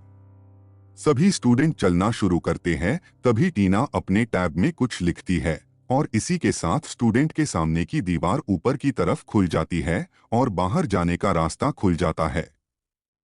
वो लोग इस समय एक बर्फीली जगह पर थे। इसका ये अर्थ था कि बेस नंबर 80 बर्फ के पहाड़ों के नीचे था। सभी स्टूडेंट को हैरान होते हैं कि अचानक उन्हें ठंड क्यों लगने लगी। इसके बाद टीना टैब में कुछ और लिखती है और जमीन के अंदर इंसान के आकार के कैप्सूल बाहर आ जाते हैं और उनके अंदर से रोबोट के शेर बाहर आते हैं, पर अभी वो एक्टिव नहीं थे। टीना कहती है, अब आप सब आंखों से पट्टी खोल सकते हैं। इसके साथ ही सब रेस के लिए तैयार हो जाओ। इस रेस का एक ही नियम है, 8 घंटे के बाद तुम्हारे शिकारी निष्क्रिय हो जाएंगे, तब तक खुद को किसी भी सूरत में जिंदा रखे। रूबी ने कहा, शिकारी से इनका क्या मतलब है? टीना ने कहा, 60 सेकंड के बाद तुम्हारे शिकारी एक्टिव हो जाएंगे, सब पीछे मुड़कर देखो। जैसे ही सभी स्टूडेंट पीछे मुड़कर देखते हैं, शेरों के रोबोट को देखकर सबके होश उड़ जाते हैं। सब अचंभित होते हैं। रूबी समझ जाती है कि ये शेरों के रोबोट उनका शिकार करेंगे और उन्हें बस अपनी जान बचाकर भागते रहना है, वो भी 8 घंटे तक। रूबी कहती हैं, शानदार, बस इसी की कमी थी। 60 सेकंड पूरे होते ही वो रोबोट एक्टिव हो जाते हैं और एक तेज धाड़ मारते हैं। उनके युगुर्राते ही सभी स्टूडेंट अलग अलग दिशा में भागने लगते हैं। वहां कुल 100 स्टूडेंट होते हैं। जब सब स्टूडेंट भाग रहे होते हैं तो एक स्टूडेंट वही खड़ा रहता है और शेर का अपने करीब आने का इंतजार करता है। ये अरबाज होता है। एक शेर अरबाज के ऊपर छलांग लगा देता है। कहानी जारी है। जैसे ही वो शेर अरबाज के ऊपर छलांग मारता है, अरबाज अपने हाथों से उसके दोनों पंजे पकड़ लेता है। रोबो शेर के पंजे नुकीले और तेज चाकू की तरह थे, साथ ही उसके दांत लोहे के थे। अरबाज उस शेर के सीने पे एक किक मरता है, जिससे वो शेर 15 फीट पीछे जा गिरता है। वो शेर फौरन उठकर दोबारा अरबाज के ऊपर हमला कर देता है। अरबाज एक बर्फ से ढके पत्थर को उठा लेता है। वो पत्थर उस शेर से भी ज्यादा बड़ा था। जैसे ही शेर अरबाज के करीब आता है, अरबाज वो पत्थर रोबो शेर के ऊपर दे मारता है, जिससे उस शेर के अंजर पंजर ढीले हो जाते हैं। उस शेर की चमकती हुई लाल आंखें बंद हो जाती हैं। एक तरफ रूबी अपनी जान बचाकर भाग रही होती है। रूबी के पीछे भी एक रोबो शेर पड़ा था। रूबी भागते भागते एक ढलान जैसी जगह पर आ जाती। वो शेर जैसे ही रूबी की तरफ छलांग मारता है, रूबी नीचे झुक जाती है और वो शेर उस ढलान से होते हुए नीचे खाई में गिर जाता है। टीना, जो रूबी पर खास नजर रख रही थी, वो रूबी से कहती है, टीना शानदार रूबी, ये अच्छी चाल थी। टीना देखती है कि एक शेर उसकी तरफ भागते हुए आ रहा है। रूबी भी ये देख रही थी। टीना एक ऊंचे बर्फ के टीले पर खड़ी थी। वो शेर टीना के ऊपर छलांग मारता है, पर तभी टीना एक फ्लाइंग जंप मारती है और उस शेर के ऊपर निकल जाती है। वो शेर चट्टान से टकराता है। ये देख रूबी हैरान होती है। रूबी कहती है, तुमने इतनी ऊंची छलांग कैसे लगाई? टीना कहती है, ऐसी छलांग तुम भी लगा सकती हो, बस तुम्हें खुद पर विश्वास होना चाहिए। रूबी कहती है, नामुमकिन, ये मैं नहीं कर सकती। टीना कहती है, कर सकती हो, बस अपनी क्षमता को पहचानो। इसके बाद वो शेर रूबी को देख गुर्राता है और रूबी की ओर भागने लगता है। टीना कहती है, खुद पर यकीन रखो रूबी, तुम कर सकती हो, बस फोकस करो रूबी, बस फोकस। रूबी के दिमाग में टीना की कहीं बातें घूम रही थी। रूबी एक गहरी सांस लेती है और अपनी आंखें बंद कर और ध्यान लगाने लगती है। उसके सामने शौर्य का चेहरा आ जाता है और उसे अपने शरीर में एक अलग ही जोश महसूस होता है। उसके बाद टीना आंखें खोलती टीना कहती है, आजा कमीने। वो शेर रूबी की ऊपर भागते हुए छलांग लगा देता है और रूबी भी भागते हुए उस शेर के करीब जाती है और उस रोबो शेर के ऊपर से छलांग लगा देती है, जिससे वो शेर भी नीचे खाई में जा गिरता है। टीना कहती है, बहुत खूब रूबी, देखा तुमने कर दिखाया, नहा पर तुम्हारी छलांग उतनी ऊंची नहीं थी। रूबी टीना की बात का कुछ जवाब नहीं देती और वहां से चली जाती है। रूबी को जाते समय रास्ते में कई सारे स्टूडेंट की लाशें दिखाई देती। तभी रूबी अपने बाईं तरफ मुड़कर देखती है कि एक रोबो शेर किसी स्टूडेंट के पेट में अपने पंजे गड़ा रहा है और उसे बीच के में से फाड़ के 2 हिस्से कर देता है। रूबी ये देख दबे पांव वहां से निकल जाती है। शाम का वक्त है और 8 घंटे पूरे हो जाते हैं, पर एक भी रोबो शेर निष्क्रिय नहीं होता, क्योंकि उनमें से कोई भी नहीं बचा। 4 शेरों को तो अकेले अरबाज ने ही तोड़ दिया। सभी स्टूडेंट, या यूं कहे कि बचे हुए स्टूडेंट, एक जगह इकट्ठे हो जाते हैं और टीना का इंतजार करने लगते हैं। टीना कुछ ही देर में वहां आ जाती है। टीना कहती है, आज तुम सबने अपनी ताकत का नमूना पेश किया है। ये एक इम्तिहान था, ये देखने के लिए कि जब तुम्हारी जान खतरे में हो तो तुम खुद को कैसे बचाते हो, और तुम इस इम्तिहान में पास हुए। अरबाज कहता है, किया खाक पास हुए, हम में से ज्यादातर मारे गए। जब हम यहाँ आए थे तो पूरे 100 थे और अब बस 30 बचे हैं। टीना कहती है, जो नहीं बचे इसमें उनकी ही बुजदिली है, क्योंकि वो लड़े ही नहीं। पर तुम्हें इसका अफसोस करने की कोई जरूरत नहीं है। तो अब समय है आज के इनाम का। कुछ स्टूडेंट इनाम का नाम सुन बेहद खुश नजर आते हैं। टीना कहती है, तुम सभी को इनाम के रूप में 100 करोड़ रुपए दिए गए हैं। सभी स्टूडेंट अपना कार्ड अपनी घड़ी पर टच करो, इनाम तुम्हारे कार्ड में आ जाएगा। सभी स्टूडेंट ऐसा ही करते हैं और अपनी घड़ी की स्क्रीन में 100 करोड़ ट्रांसफर का मैसेज देख खुद होते हैं। अरबाज कहता है अपने मन में, मैंने अकेले ने 4 शेर को मार गिराया, मुझे तो औरों से ज्यादा इनाम मिलना चाहिए। टीना कहती है, और आज जिसने भी सबसे ज्यादा शेर को मारा है उसे और भी इनाम दिया जाएगा। मैं उनके नाम बता रही हूँ। टीना नामों की घोषणा करती है।